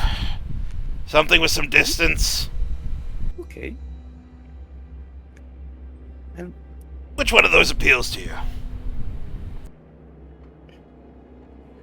You forgot your greatsword, but I suppose If you can lift my greatsword, I will teach you how to swing it, Zara. Fine, I will. I'll do it right now. She goes over and struggles to pick up a greatsword that she absolutely can't wield. Go and give me a strength check. Putting the DC a little high though. Oh yeah. And that's just a 4 because she does not have a luck stone. I don't think. There's that moment when you think you're lifting it because you're just lifting one side of it. You don't realize you're just, it's still the other side's still on the ground. So you lift it and you get it to waist level and you're so proud. And then you kind of look over and realize the tip is still on the ground on the other side. And your arms give out and it falls unceremoniously to the ground. Look, I'm not saying in time you couldn't be just as masterful with the greatsword as I am. But I think everyone in this world should play to their strengths. Zara, I don't think you should be a tree. You need to find your own path. Grow into your own whatever. If it's a rose bush, it's a rose bush. If it's a vine, if it's a cactus, well, that would be good too. Whatever you become. I'll just be glad you're you,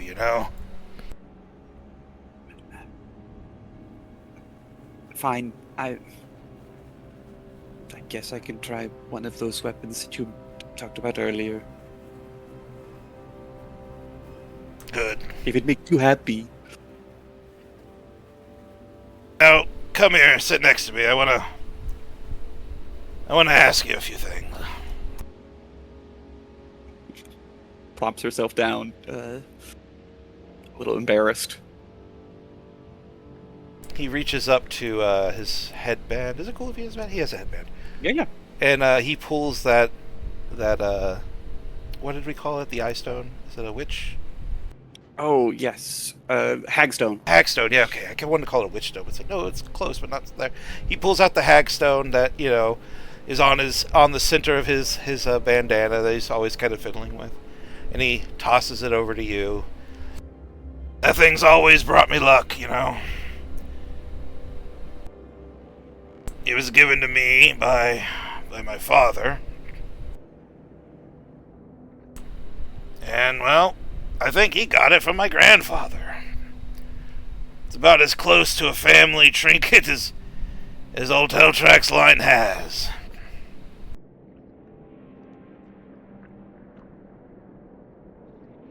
You like it? Yeah, I do. It picks it up and looks through the hole in the center. It's nice. You want to see a trick? Absolutely. Alright, close your eye. Put the hagstone over one of your eyes and close it. She does just that. Alright, now open it. And he's holding up a hand that has a minor illusion of a teddy bear fighting a little dragon. Does The rug let you see things? What's... No, do you see the illusion? He had very, very minor magical powers. Oh, so you're fucking with me. This is... No. There's a trick to it. Girl. Trust me, Zara. Alright, Okay, I'll trust you've you. seen it. Yes? Now keep the stone there and close your eye. Eye is closed. You find for a moment nothing happens, but then you have a chance to attune to it. Do you take that opportunity to attune to it? As you attune to it, the Luckstone comes into effect, and with your eyes closed, you can see through your eyelid and note that his hands are empty and holding nothing. But if you open your eye again, which you do, with the childlike wonder. Sorry if you don't want to open your eye again. Yeah. But you would notice, like, if you open your eye to check it, the illusion's back there. I think she sits there for a little bit, closing and opening her eyes repeatedly. Yeah, the unseeing eye can see, apparently, was an old riddle one of my ancestors solved to get this thing. It's always been a bit of a source of luck for us, and... Well, I was wondering if one day maybe you would like to have it. I don't know. Make an intelligence check, because there are some heavy implications with this offer that I don't know if your character would miss. I was about to say, you, the player, understand the implications of taking this, right? Yes, yeah. Okay, good. You're good then, you're good. I don't know, maybe I don't need luck right now, but... I wouldn't say... I couldn't say no. Right? You know, I did make a promise to old Pappy before he died. I promised that I would hand this down to my child, so... I can't break a promise to old Pappy. So, And I guess I will take it then. Dad? No. Tell track. he puts one of those big meaty arms over your shoulder and kind of pulls you in. You can call me whatever you need to. I ain't gonna force you to call me a thing. Still gotta listen to me when I give you orders on the battlefield, though. All right. Thanks, Dad. You're welcome. She'll hug real tight. When you return to your tent after that meeting, knowledge of your... After whatever celebrations you do, but at the end of the night, when you do make your way back to your tent, in whatever state of mind you're in, you will find on the top of your bedroll the first whip you've ever owned. The one that has, through magical hijinks, become what it is now, I think. With that gift from your father, the whip, and the hackstone. The hackstone that the DM has put tricks in so many times that have gotten missed. Finally had a reason to teach you how to use it. The scene was for both of us, Sarah. Yeah, it's nice to have that fuzzy part of my memory really illuminated. I think I never could get you to identify it. You never identify it. It doesn't make sense that she would. She just is I know, right? This was a kid. Yeah. I get it. I understand. She's also dumb as hell. And with that, we're gonna move on. We're gonna end the session there, guys, because it's 11 o'clock, and we'll have to get back to Kalis next week. Fantastic. I apologize, Kalis, and Don't I'm apologize. I'm it's sorry, perfect. not sorry.